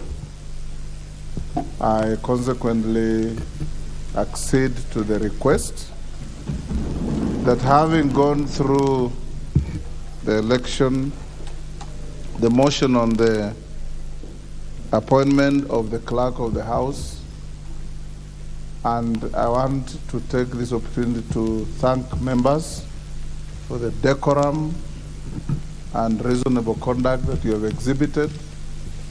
The initial excitement that was exhibited in the House has settled down, and you have conducted yourself in a most commendable manner.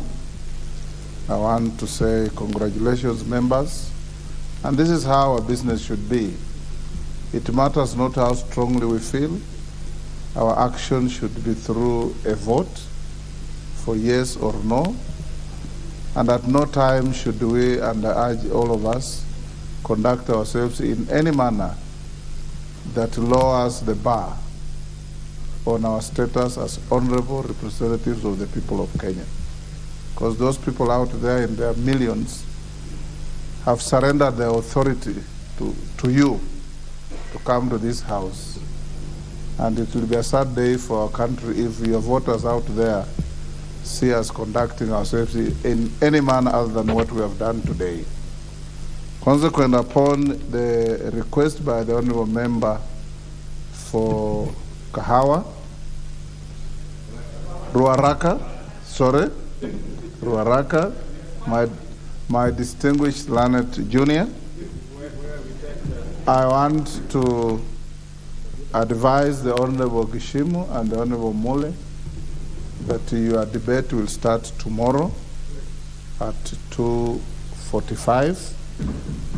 And consequent upon that, the House will stand adjourned now until tomorrow, the 2nd of November 2022 at 9:30 a.m.